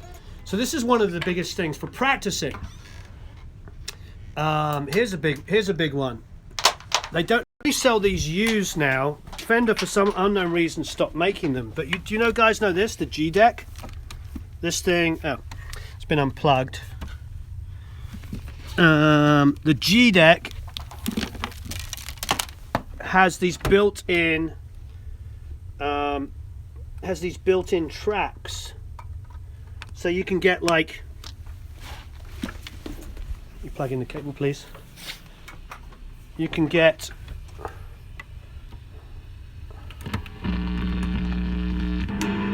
So, I don't know what it's defaulted to at the moment, but let's start it. So it's just playing a straight E. It's just, I don't know if you guys can hear it okay. When you're talking about cheap guitars, well look, so this guitar here. So this is a Pacifica, and you can get these used for like $300 or $400. That G deck I got used for $150.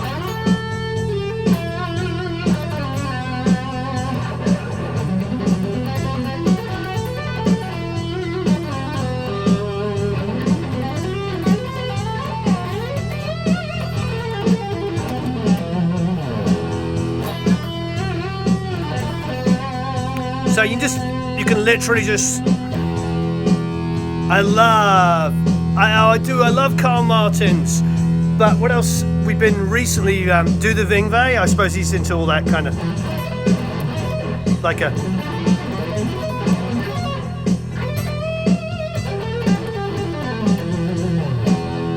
You throw me that guitar. So while we're talking guitars, I want to tell you about this guitar. This is the Rev Star. I play 10 to 52s. 10 to 52s.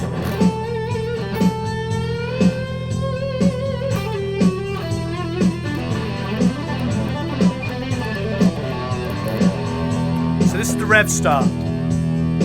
It's a great guitar.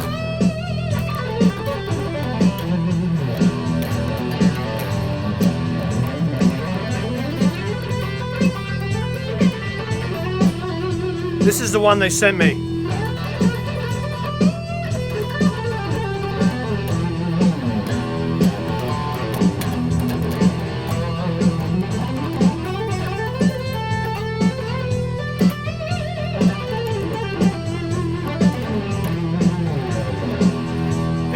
great guitar. It plays super, super slinky. It does. It looks like a little bit like an SG-2000.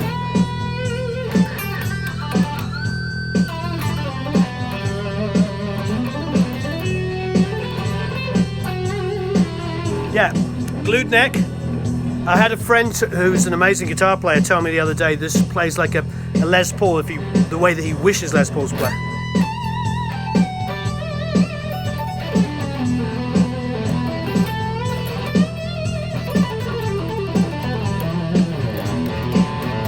I love both Fleetwood Mac and Supertramp.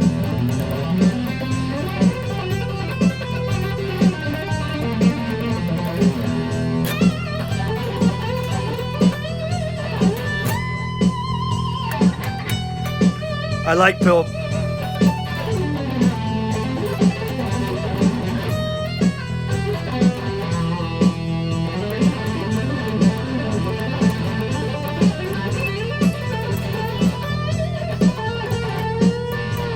I like this one. So it's a great, great guitar. It's a real shredding solo album. Yeah, sure.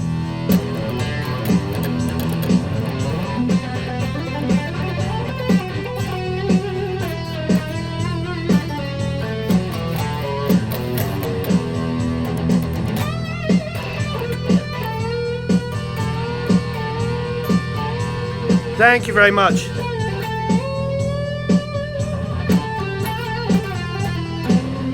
Whoa.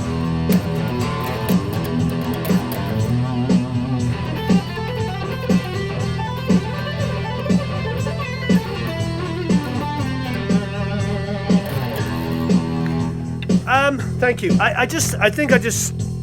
I'm like anybody else. I'm mixing up diatonics. Yeah, you can hurt better. That's fine. You know, is that Lars on drums? Yeah. Can you change that to something else? Just go to the next sound. I don't even know what the next one is. We're gonna find out now.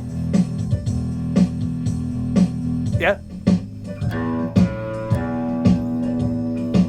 Chicago Blues.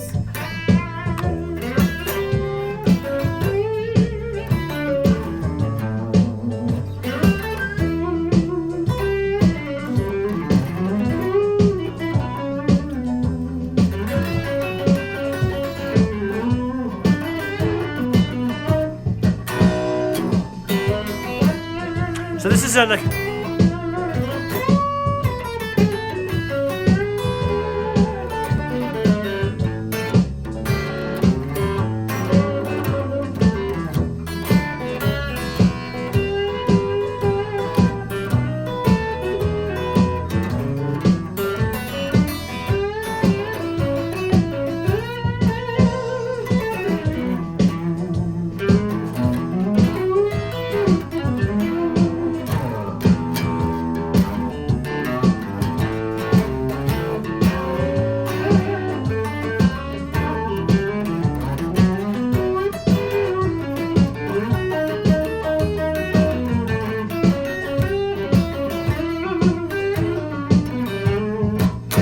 love the view.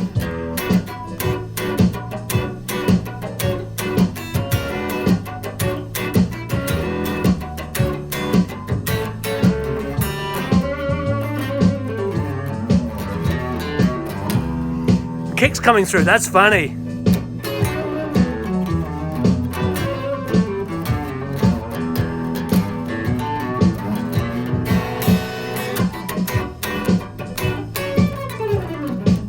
Anyway, yeah, I love this guitar. Can you tell?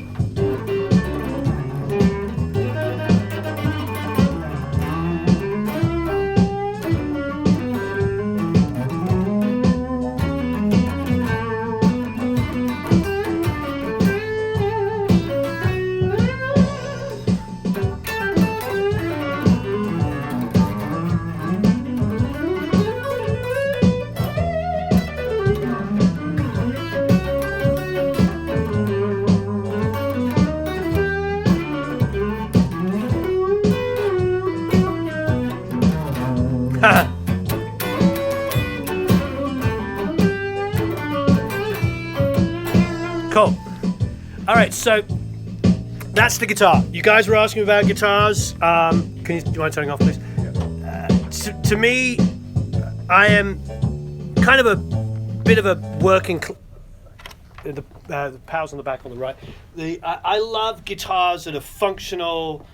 Thanks, nothing's nothing. I like guitars that are functional and that are affordable. Just keep it.